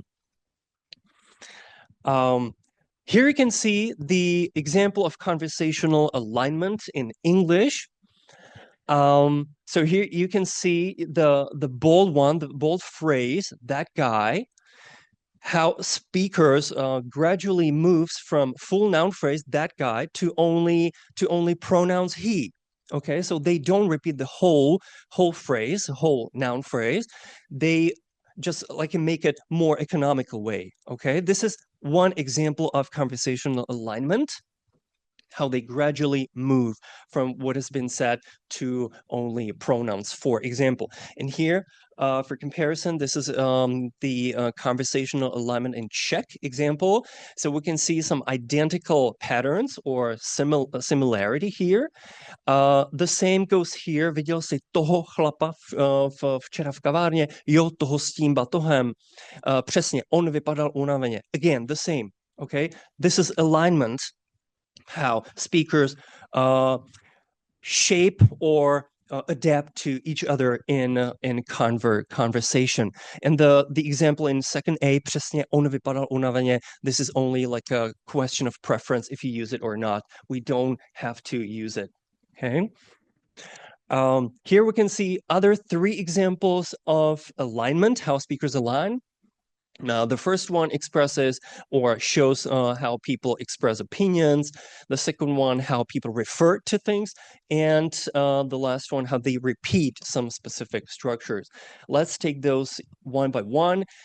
In the first example, we can see that speaker does not repeat only the same structure, like it's important, but they also use the same evaluative expression, like I think it's important, I think it's important, I also think, exactly it's important, okay? So this is the shared commitment and agreement. This signals the shared commitment. Second one, how people refer to things.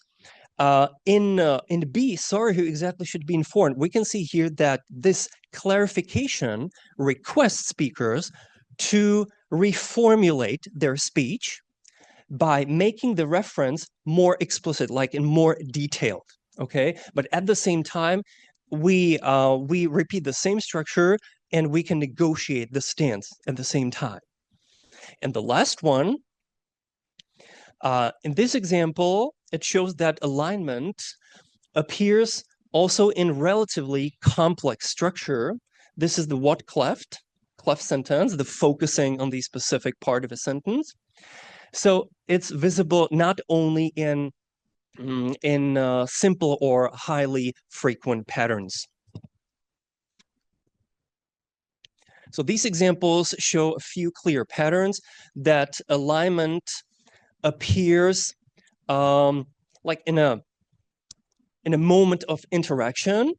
So we repeat specific structures in a sentence, but we can change the wording. We change the words, but we can express the same. And also we can negotiate our meaning, because what is important, that alignment does not necessarily mean agreement. Okay. And what I do with these examples, I use a prime target framework. It sounds too academic, but I use real examples which is that when you are speaking, when there are two people, your question or your first sentence functions as a prime, and the other responses or people responses are examined for alignment in what you say, how you say it, and how you refer, how you express your opinions, how you negotiate your opinion on the topic. I use step-by-step analysis. This is sequential analysis. That means that this alignment, this phenomenon is examined turn by turn with close attention to the context individually.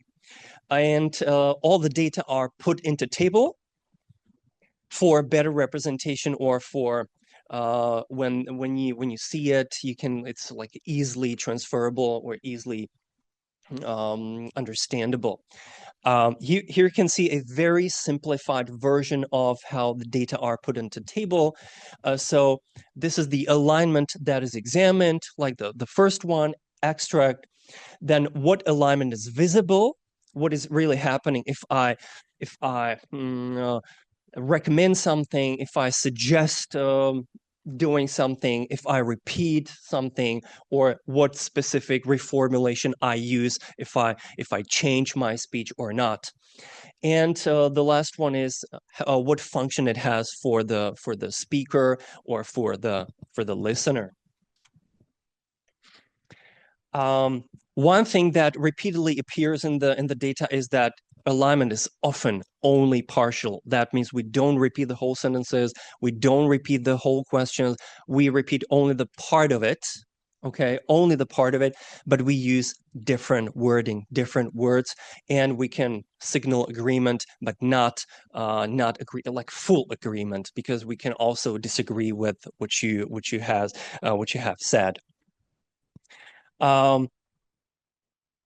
Another interesting thing is that alignment functions here as a way of keeping the interaction going, okay? So by reformulating the part of it, we use different wording, but we don't have to agree with what you have said. So that's another interesting thing. So we express same structure or use same structure, but we express different attitude to the topic. Okay, it's drawing to an end, and alignment is like a dynamic interactional process. And the broader concept, I would like to make an analytical framework, which is transferable to any other data, Slovak, Czech, for example. And okay, this is a important thing, or or this is the reason why alignment matters so much for the spoken interaction. And I think that this quote captures the central idea of the concept of why alignment is important, because it's not produced by isolated speakers, but by participants or people who continuously adapt to each other in conversation. So it captures, or it signals the idea that language use is fundamentally collaborative. It's not an isolated process. So that's it. Thank you very much. Petr, thank you very much for clarifying how we can agree grammatically even when we disagree in our opinions. Yeah, thank you very much for that. And I have to mention that on the Slovak history of teaching Slovak here on SIS, the first courses used to be very grammatic, translation, and now we're trying to be more communicative and doing the talking more than speaking, but we always get back to the grammar, always, because that's what eventually then speakers, it helps them, although we often label it as patterns, yeah, now, because the grammar word indeed is not very popular here in the UK in teaching languages. So thank you very much for your very interesting presentation. And our last speaker, Dr. SIMONA RUSZNYÁKOVÁ, is from the Department of Ethics and Aesthetics of the Faculty of Arts of that Constantine, the Philosopher University in Nitra. So SIMONA explores innovative approaches, challenges, and opportunities in teacher education. Her particular focus is on the didactic model of ethical education, and her work addresses both local and global educational contexts, including innovative teaching methods and teachers' personality and character development, the use of modern technologies, polarization in the school environment, and its impact on educational practice.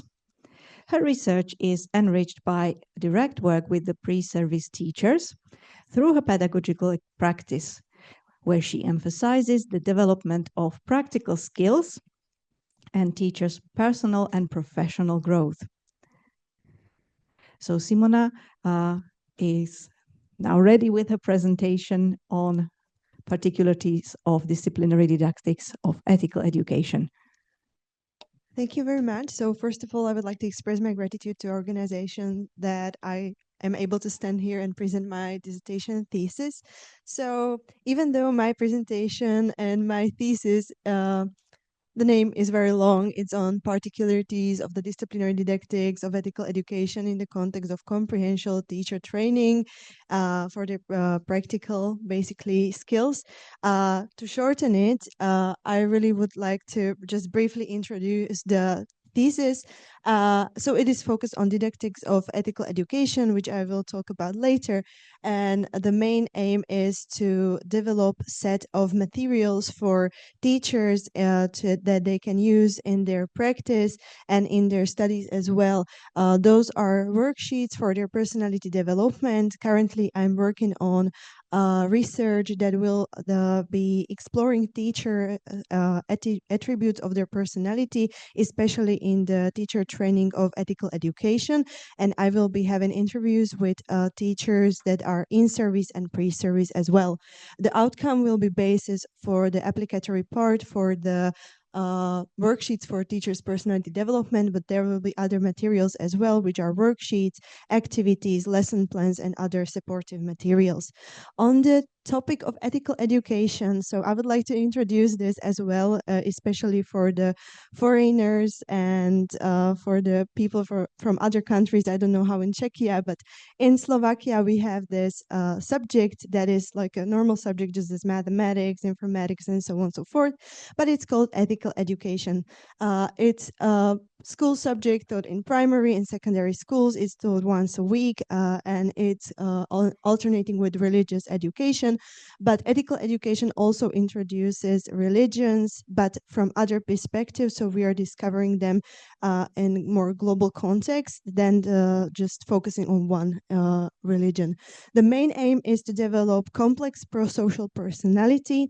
And the subject is not new. It has been established from 1990s. And why am I studying it and why am I focusing on it? It is because it is very specific in its features. Because this is the only subject that really focuses on character and personality development compared to other subjects at school, which are normally taught. It has dialogical nature, what means that it is based on dialogue rather than just frontal explanation of the topic. And it is also specific didactic model which consists of 4 pillars that I explained very briefly in this slide.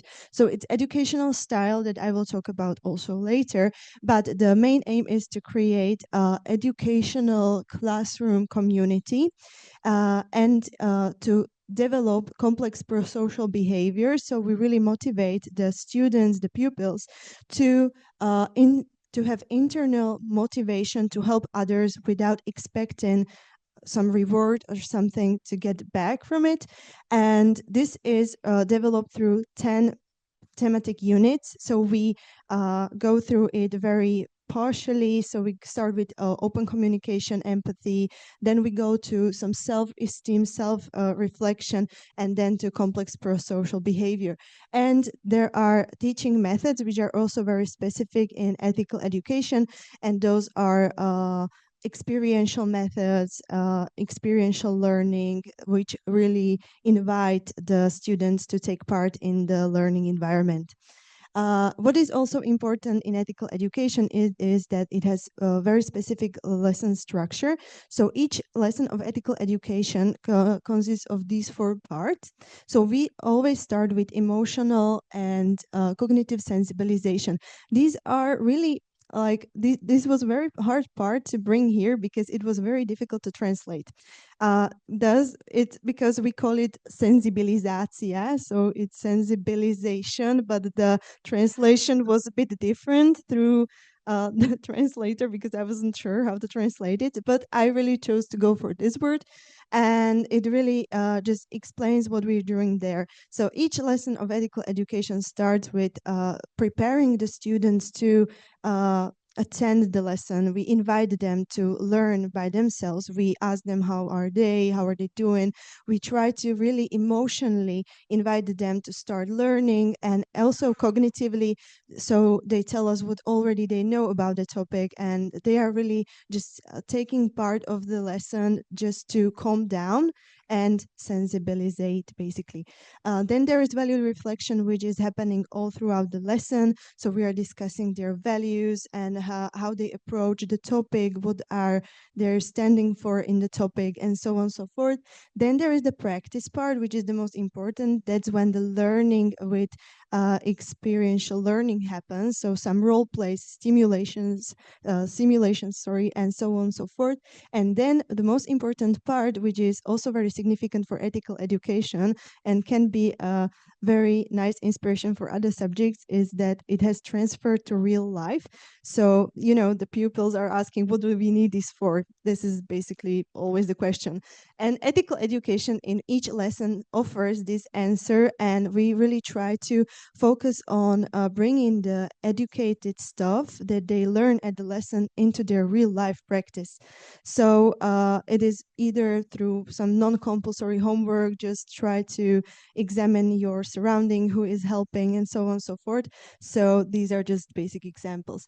What is very interesting in ethical education, as it may seem just like not so structured school subject, it is based on very important empirical data, which is, for example, humanistic psychology, especially on Rogers, which taught us that we should focus on student as a unique human being, and this also transforms the role of the teacher. So the teacher should really welcome the student as he or she is, and not who they want them to be. Yeah, so this is very important in ethical education, and it really creates the environment of support, empathy, and respect. Also, it is student-centered or student-oriented learning, what means that the student is the most important person in the classroom, and thus everything is formed and aligned towards their needs. And also there is dialogical and experiential learning. What is important in ethical education is the learning environment. And in ethical education, we believe that when we form, as I've translated it as classroom educational community, výchovné spoločenstvo in Slovak language, we believe that students are learning from each other. So the frontal education is not as important here because the students are learning behavior from each other, and this really allows them to discover their own values, and it puts cooperation over competition, and this really develops the complex prosocial behavior. Societal challenges that ethical education really reflects on currently is, for example, polarization that I've studied as an empirical study, and it is not in my dissertation thesis, it is just as part of my study. And this study, I was really focusing on the secondary school teachers, and I was asking them if they perceive certain amount of polarization at their school, and how does it impact the relationships at their school. And the study really shows that that the teachers really perceive certain amount of polarization. They don't think it has such great impact on the relationships, but what really was shown in the survey was that they are asking for more time with their students where they can communicate with them, when they can have dialogues with them. Well, they were asking specifically for more lessons of ethical education or civic education. So this really emphasized the role of ethical education in the schooling system. Ethical education also focuses on the promotion of democracy and responsibility. Thus, it may prevent radicalization. These topics, they're really trying to explore other cultures, other nationalities, other religions. Also, democracy in education, due to the topics of understanding other people and other cultures, other worldviews, really promotes the dignity and human rights within the classroom, but outside the classroom as well, and also supports active participation because it is student-centered learning. So they should, but they have to participate in the lesson, basically because then they are creating the lesson, but it's supported, not forced. And also, thus, ethical education strengthens the democratic society within the lessons and but outside the lessons. I will skip this part because it's due to the time, but get to the worksheets. Even though I'm still not in this part of my thesis, I brought at least my rigorous thesis that I finished in October, which was focused on the development of democratic competencies in ethical education. And as you can see, for example, in those worksheets are basically based on the lesson structure of ethical education. So first of all, we are just discussing about some authors, what did they say, what did they mean by it. So it really combines also literature or understanding or reading with comprehension. Then there are some activities, individual activities, but also group activities. There are also, for example, brainstormings, there is some short storytelling, then there is analysis, questions, and so on and so forth. And you can do an ethical education, also project-based learning. This is an example from my rigorous thesis where I was exploring conflict as a natural part of democratic society, where they can have this project within the classroom to have them or to let them be inspired throughout the whole process of education. But within our department, we really support our students to participate in the lessons. These are my students, my future teachers, and I really invited them to bring innovative approaches and creative methods that they can practice directly in our lessons. And for example, this is a lesson with my future teachers where Dominika led the lesson. She brought all this creative stuff, and this was project-based learning for primary school students. And you were supposed to choose, for example, one film that describes you the best or one song that describes you the best. And these are the projects that they created directly on the lesson. Also, we had on the 17th of November this workshop that I led that was also project-based learning, but it was developing ethical education and promoting the pro-social personality development. And literature overview, I also brought these books that you can have a look at if you want to. But what I would recommend, if you would like to dive into, or your students would like to dive into ethical education exploration, there is this Bible, I would say, Podstatné súvislosti etickej výchovy, which is basically a publication on the theoretical foundations and key concepts of ethical education. This is written by my wonderful tutor, Docent Lomnický. I'm saying hello to him. And it really just explores ethical education not only as a school subject, but also as an important part of the educational process as well. Then there are didactic materials that I would suggest as the best, that I use the most with my students, and I recommend it. And they really describe the educational model of ethical education and its specific aspects. And there are other very important names, but I've chosen to talk about these two people, very important, Ladislav Lenz and Roberto Roche Oliver, and they are also focusing on the methodological aspects of ethical education. And Ladislav Lenz established and developed further the Roberto Roches Oliver model of ethical education. So these two are the creators of what I'm talking about, basically. And at schools, this is what we use at schools. Of course, we are not using these books. That wouldn't be fun. But we have these worksheets and other creative materials. I've just picked some of them just as an example, but these are educational materials that can be used by the teachers. They belong to the students, they write in their creative activities and so on and so forth, but there is no single established textbook, so they can really choose. So I just wanted to show you that there are various to choose from. And that's basically it. Thank you for your attention and staying here later. And if you have any further questions, feel free to ask. Oh, yeah. So my tutor and I, we published very recently a book that is basically for future teachers, but also teachers in service. It's on ethical and professional dimensions of teachers' lifelong cultivation. And in this book, we have like direct worksheets, or I don't know how to describe them, but it's like personality, character development, but also self-reflection materials for the teachers of not only of ethical education, but mainly of ethical education and based on the model of ethical education. So if you would like to have a look, this one is in English and those two are in Slovak. So thank you very much. Thank you very much, Simona, as well, for your lovely presentation, and congratulations on publishing this material. Just for our British audience here, etická výchova, or ethical education, is not a subject that all students study in Slovakia. Well, the content of this subject is here in the UK often covered in the form time. Yeah, in Slovakia, it's typically part of the class only, because the other part of the class has religious education.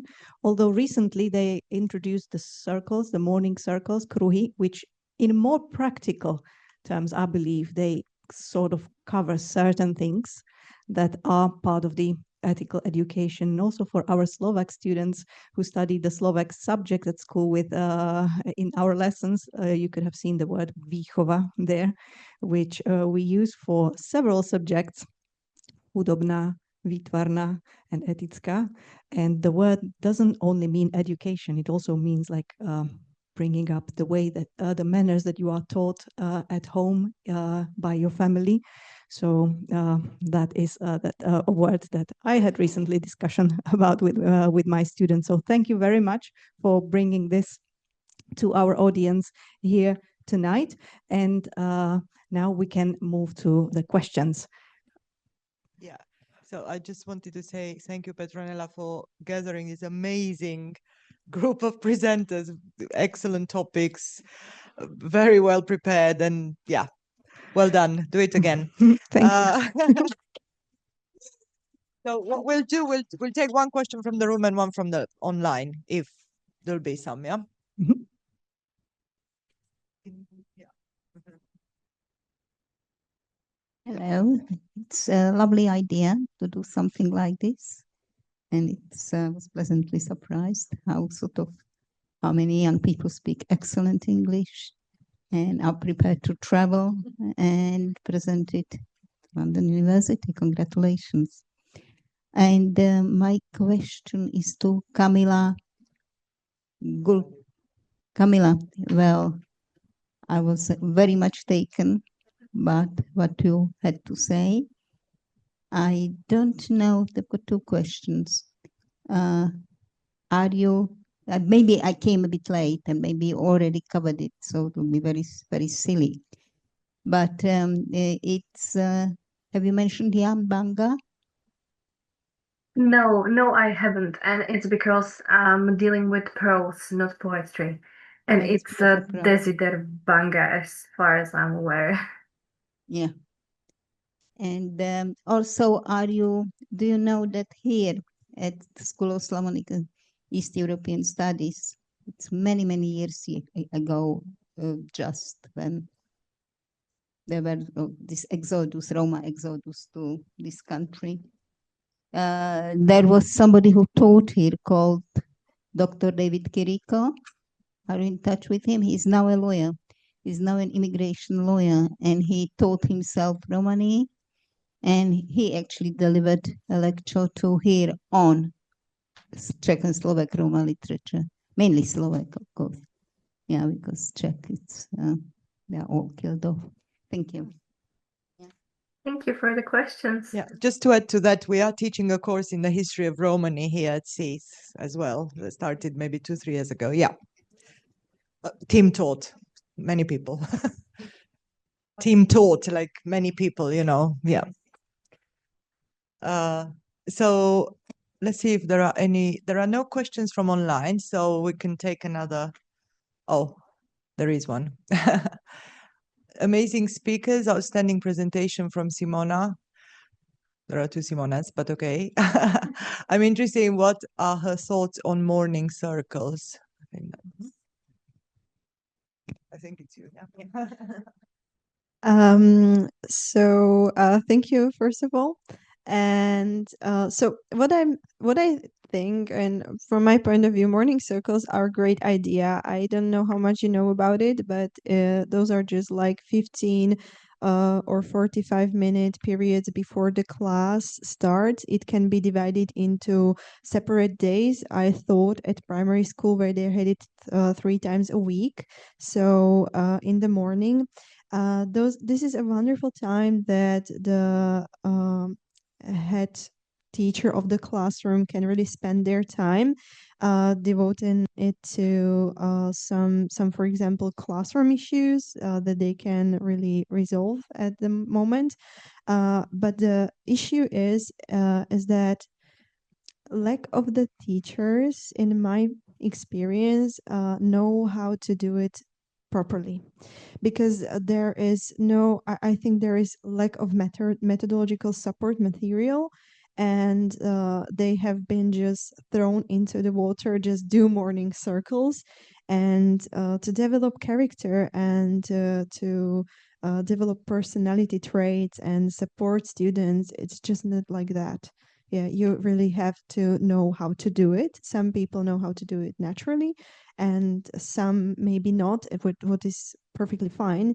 But at the end of the day, you still need some support to do this very important job and to use this time efficiently.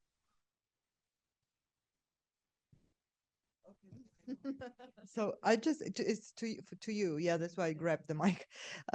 So I mean, I found your presentation amazing, and the idea that that's being offered in Slovak schools is also amazing. I think lots of world leaders could join the program. There'll be lots to learn from the values that are being, yeah. And also on a non-anecdotal basis, I think parts of this ethical education lend themselves to foreign language teaching and learning, I think, as well, by learning how to express yourself more genuinely, be more yourself, which is a struggle when you learn a foreign language, right? Anything you want to comment? I maybe don't perceive it that way in Slovak schooling system, but what is big benefit nowadays is that we are changing the curricula, and ethical education has been moved to this bigger, like I would say, number of, we have certain numbers of subjects that are in separate groups, and ethical education is in Člověk a společnost, what is a like person and society, let's call it. And there are very great inter-subject relations built, for example, with history or civic education and geography. So yeah. Yeah, I'm more than happy to share resources from the form time here in the UK, where the British values are promoted, and because this is rather new in Slovakia, this concept. So yeah, we can stay in touch and yes, personal, social health, in some schools also economical education, which is part of the form time. And for the, again, our British audience, this is very new in Slovakia. Yeah, because teachers, they normally teach their subject, and the form time, which here in the UK we have every day, and in some schools twice a day. In Slovakia, we used to have it just once per week, and typically this was kind of organizational stuff about the end of the school year organization or something like that. Yeah. Also, the research that I did on the polarization that I mentioned, the teachers were mentioning these, we have it in Slovak, like classroom lessons, triednické hodiny, and as Petronela mentioned, and these teachers, they, I would say, like they express that they are angry that they can use this time because it's just once a week only to solve these classroom issues or end of the year issues, and they are really asking for more time. So yeah. Yeah, thank you very much. So we move to if there are more questions in the room. If not, I have one for PETR. Can I jump in? Yeah, jump in, and then we will have whilst people are thinking, question. I mean, yeah. Mm-hmm. So again, amazing presentation. And I was just wondering, what practical applications do you see for this alignment in kind of maybe police work or political discourse analysis or public speaking, that kind of thing, or more than things I haven't thought of? Okay, it can be the combination of all these, okay? It depends on the situation. I have asked for police interrogation, like examples that I asked for, like police departments, and they promised me to give me the data, like in April this year, I believe. So, and as for the practical, students are always like, they are stick to grammar all the time. But this is the practical thing. They are stick to the grammar rules all the time. They don't think about the practical perspective. Okay, so they are focusing on the grammar only because they need to, because they are studying the language. But on the other hand, it's important to like take it practically, because that's the sticking point. Yeah, because you speak, and all people or speakers align every single day without noticing or without even knowing that they do it. Okay, the example I used here in this presentation, another example can be like when I ask you, what will you be doing tomorrow at 9 p.m.? I will be having dinner with my family. This is another example. I'm using the structure, what will you be doing, and you will probably be using the same structure as well. It's not definite, but it's probable, okay, or expected that you do it. So that's from my point of view. Yeah, she needs the mic. Sorry. It's okay. No, you need the mic. For the police. Okay, I speak quite loudly now, right? Okay, I've got several questions, but okay, let's continue this conversation. Police interviews. I'm police interpreter, and it's really interesting how like a whole kind of conversation here is interconnected, yeah, in education circles, in school, or in speeches, or in describing a suspect or something. Here, it's always a focus on just tell us the story, and obviously people will be saying, yes, you know, I was there, and I saw that man, and he was stealing, and then I felt la la, and him and her and they, and they just keep going, and they let them. So they're not interrupting, but it's interesting what you were saying, that, you know, you start a conversation, yeah, I saw that man, and then we go, yeah, he is already that man. But, you know, when actually the language and alignment, there's a lot of trigger repair that needs to be done, but it comes later. So even like this education, when we compare education, because I worked in school as well for many years as a part of pastoral team, and I just feel that coming from Slovakia, where, you know, you say front, kind of in the front, yeah, I teach you, listen to me. You know, here in kind of multicultural settings, etc. If we are not listening first and observing first and having the time, you know, whether it's police interview or it's the school kind of environment, primary, secondary, we cannot continue, because if we are, it's either we are putting words in, you know, somebody who's a suspect who has to be treated fairly and has to, you know, say what he needs to say or she needs to say, and then you will depict this. So what did you mean by him? Where was he? You know, do you know the name? Can you describe? And then you kind of continue in conversation with the children. How was your day after the weekend? Something happened in the area. Let's have a, you know, pastoral kind of one-to-one, or actually pastoral team in any kind of school that would be kind of already, you know, active. So I'm quite surprised that, you know, maybe more teachers from Slovakia have to come here to have a look at actual practical stuff, because I believe that you cannot teach a child if the child just went through some trauma or anything, or you cannot actually listen to the suspect who may be innocent at all, yeah, and they need to have the time, you know, kind of to say whatever they want to say and describe it in their words first. The minute you start prescribing, or you start kind of like preaching or asking direct questions and not open questions, then you lose the whole kind of like richness of language, of expression, and evidence, or the child who will not want to learn for another 3 hours because they are not feeling well. So yeah, just few of these. I don't know whether there is a question, but thank you for being here. Thank you very much. It's okay. It's okay. Yep.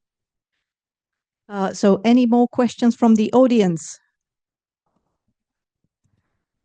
I would have a question for Marek Šimček in Nitra. If you could give us some examples of the types of crime that you that you researched in that period, and whether they are any different to the crimes that well, I mean, we know what is happening now, but whether there was anything particular that was different in that historical time. Well, there are similarities in crimes today and back then. I would say there were more brutal crimes there then, many cases of murders and so on. But I've just recently written an article about very interesting phenomenon, the pre-election crimes. So back then, for example, pouring drinks during the election day or hanging up political posters were considered a crime. Nowadays, it isn't. So I would say that this is the type of crime that then it was committed and now it isn't. Can I ask him a question as well, Marek? So how do you choose the cases you kind of research from the many that you come across?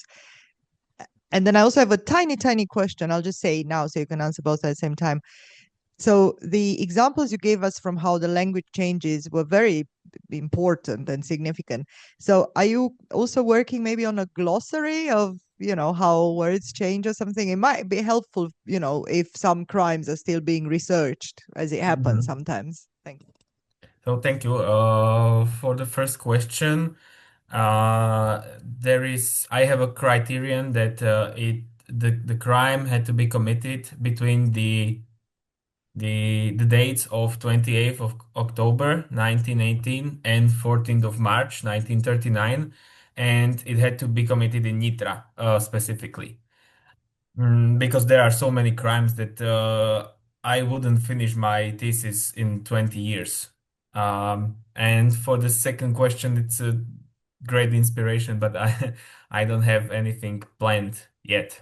Maybe someday. Thank you. Yeah. Thank you. Do we have anything from online? No. Yeah, so anyone from the room before we thank everyone and move to the snacks and drinks. Okay, so maybe I have one for Simona and for Joseph. So they did the cultural diplomacy, and for Joseph, if there's anything that our cultural diplomacy could learn or implement. And for Simona, how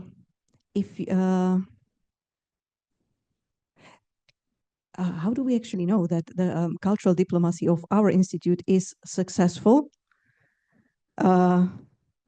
If you have possibly any examples also where our cultural diplomacy or institute had to significantly adjust their approach based on different culture. So which one of you would like to answer first? I don't know. Both of you are there. Okay, so over to you. Who wants to answer? Start. Maybe Yeah, Joseph had Simona. the first Okay. question for me. Yes, Simona. Me? Okay, Mm-hmm. sorry. So the question is that what success looks like for Slovak institutes or for our cultural diplomacy. Is that the question?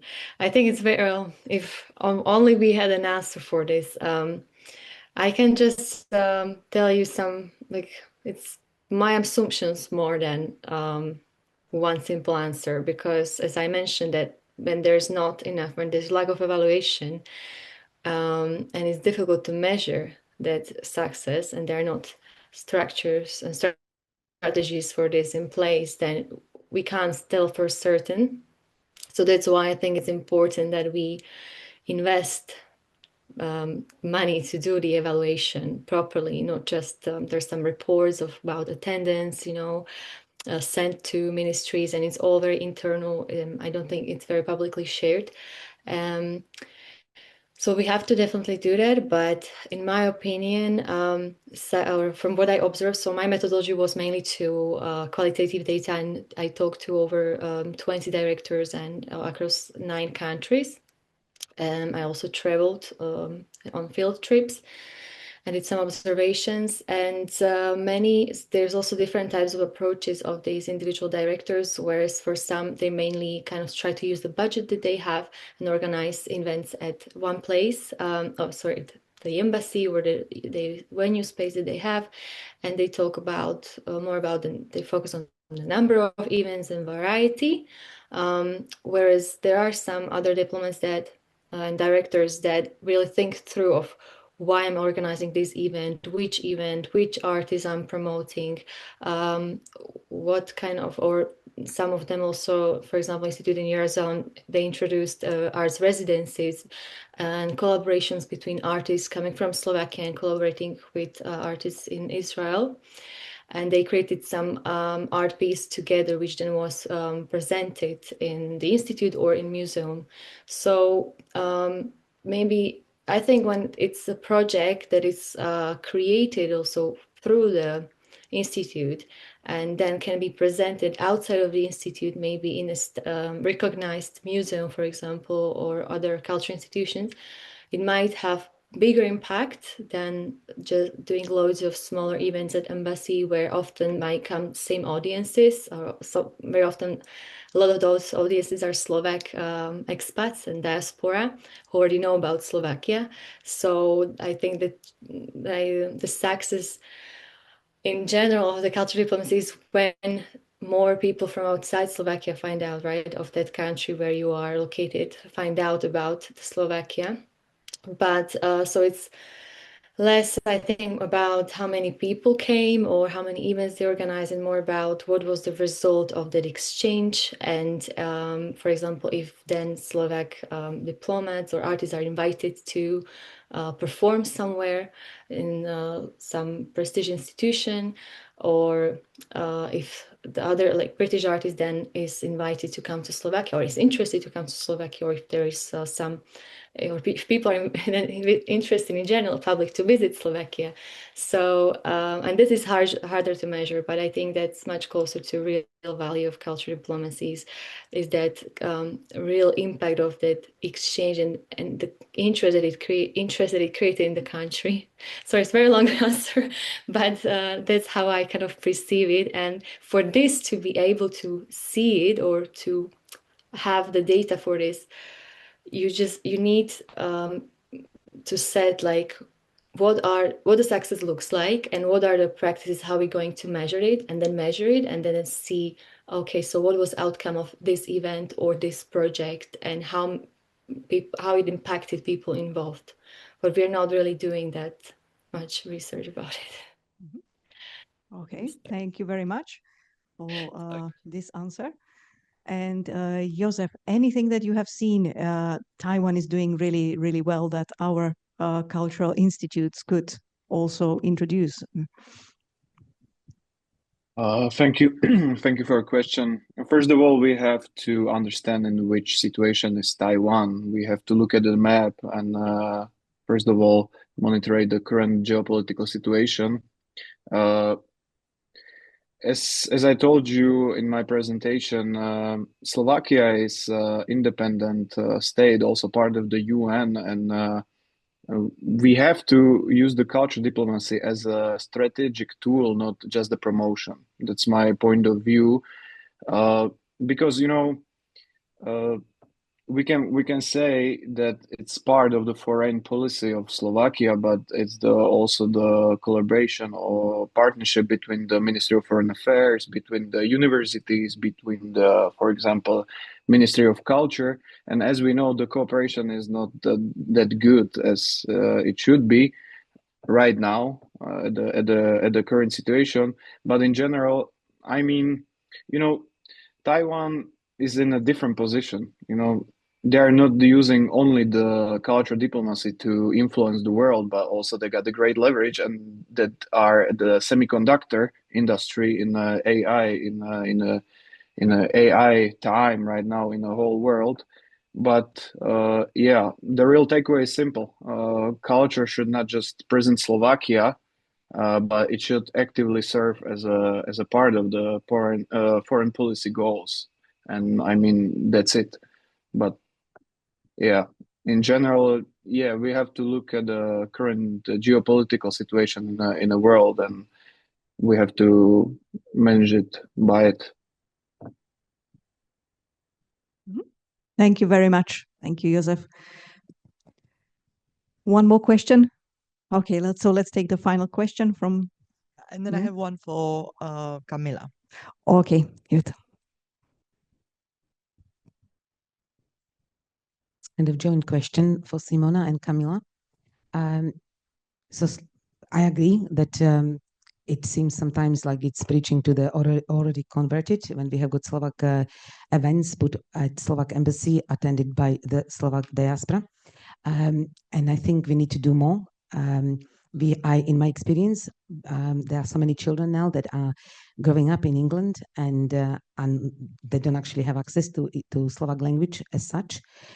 And I think it would be really amazing. And I'm talking about the Roma children as well, that I work a lot with Roma communities in all different settings, whether it's justice or education.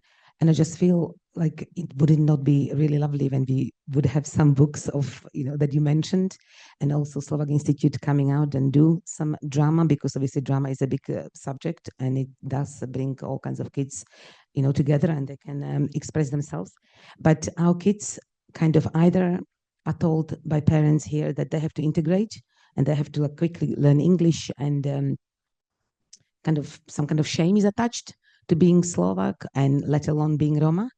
And I think we are not doing enough at all. And I think a lot of, like the Úrad pre Slovákov žijúcich v zahraničí, so the institute that kind of like works with the Slovaks living abroad, they kind of look at different countries much more than England, and everyone thinks that, in Britain we just kind of get by and whatever we promote, it's everyone knows it, but they don't.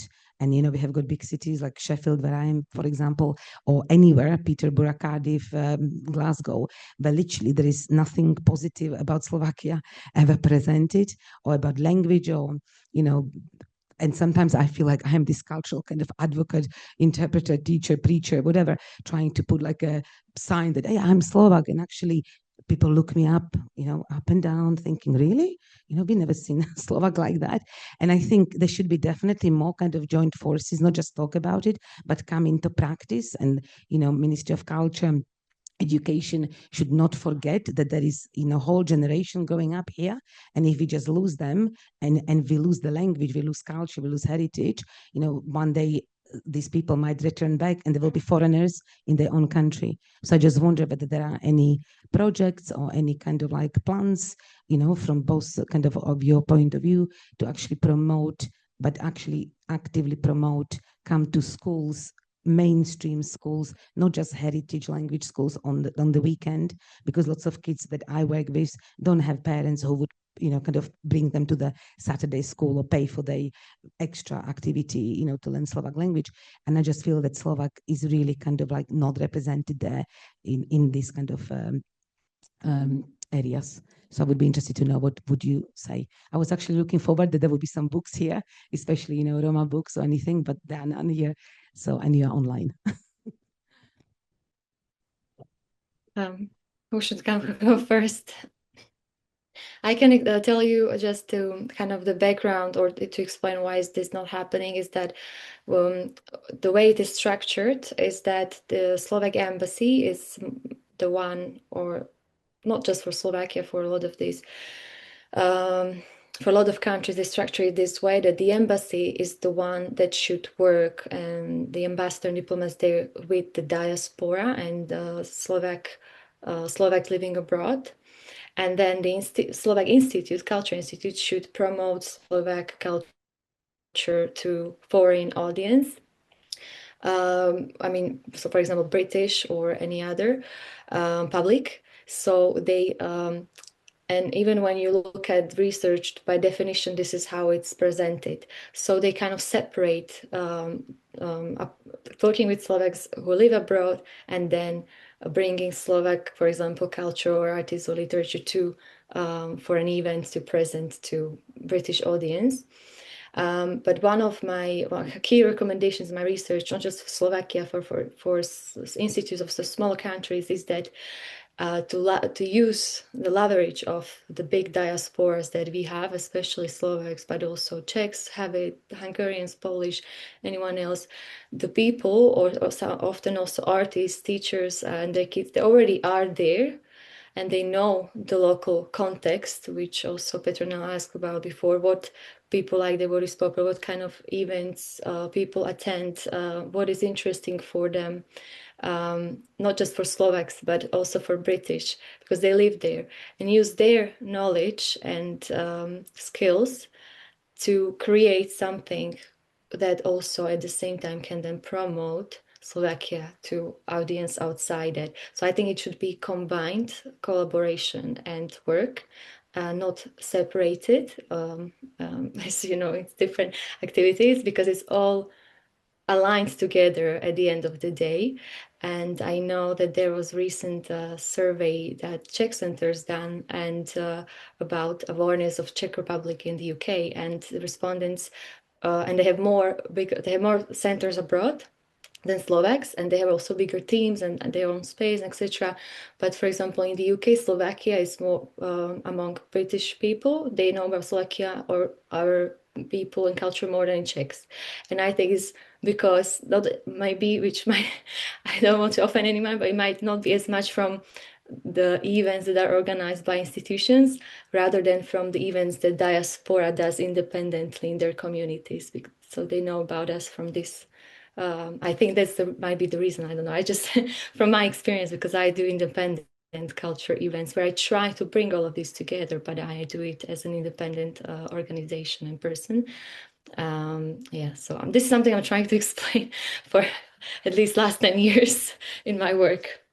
So this is why and it would be very nice what you mentioned, Kamala, say about it, that something like this could be organized, and I think it could be in collaboration with maybe British institutions and ministries and co-founded, and that's where you would also maybe solve the money issue that we usually always have. So if it was supported, backed up, this kind of diaspora events by institutions and states, then it would be it would have much bigger impact than when it's just community doing it separately and then institutes doing something separately. Sorry, again, long answer. Yeah. Thank you very much. And over to Camilla now, who with big enthusiasm studied English and American studies, and then in her doctoral research, she kind of shifted into this awareness and identity. I have seen the video on YouTube with you, Camilla, and the question was related exactly to what you were saying in that video on the awareness of identity of the Romani people, in particular, in your research. All right, so I cannot answer the question, I think, like with such a precision as Simona did. But what I can offer is that what is happening to your Slovak students is that they've become a minority, and now they have to deal with that. And now that they're second generation immigrants, let's say, their values that they brought from their home country are kind of pushed away, and they are really like in their place they are put the British values, right? And I think this is something that has been happening to Romani children for generations living in Slovakia, but also in other countries in Europe, let's say. And one way to deal with that is to show them positive examples. So when they see you, they see, oh, this is a Slovak woman that is educated, that speaks English well, but also is kind of faithful to her nationality, her ethnic identity also. And I've been in that situation because I am a Romani woman now, but when I was a girl, when I was a student, I was younger, I also had a big issue with my identity because I grew up bicultural and I grew up fully integrated into majority society, same as your Slovak students. And what happened to me was that I also felt shame. I also felt embarrassed. I also felt kind of excluded from my classmates or even from my friends. But everything changed when I started interacting with community. And this is something that an institution cannot force because it is absolutely amazing to have an institution to be there and give you some space to organize events, some, I don't know, public activities. But the community can show you how you can operate basically on day-to-day basis and how to essentially find peace with who you are. And then that can later inspire them in their future careers, which is what happened to me. So I guess that's my answer. Thank you very much. Ramona? I think we'll have to bring the event to an end because it's very late. But I just wanted to say, Camilla, that you really spoke to my heart because I'm actually doing outreach projects in schools with Romanian kids and Romanian Roma kids, very much in the kind of vein that you explained, showing them successful people of the community and trying to raise their aspirations and so on. So I really believe in what you said, Camilla. Yeah. Thank you so much, everyone. It's been an amazing evening. Wonderful presenters, wonderful audience. Thank you for everyone online. Thank you, Petronela. Are you okay to bring the event to an end? Yes, Yeah. and I would like to thank you, Ramona, for the platform and for the opportunity to highlight Slovak doctoral research here and at UCLC's in the Masaryk room. Yeah. The history of the Czechoslovakia 1918 was mentioned here, and yeah, there's a portrait of Thomas Garrick Masaryk as well for our online participants who cannot see that in this room. So it's my immense pleasure that we had the opportunity. Thank you, Ramona, for that. And also thank you everyone for coming. Listen to the research here and to our amazing presenters for their presentations. Thank you for the lovely Slovak food that's awaiting us as well. Thank you, everyone. Thank you very Bye-bye. much, everyone. Thank you. Thank you. Goodbye. Goodbye. Thank you. Thank you.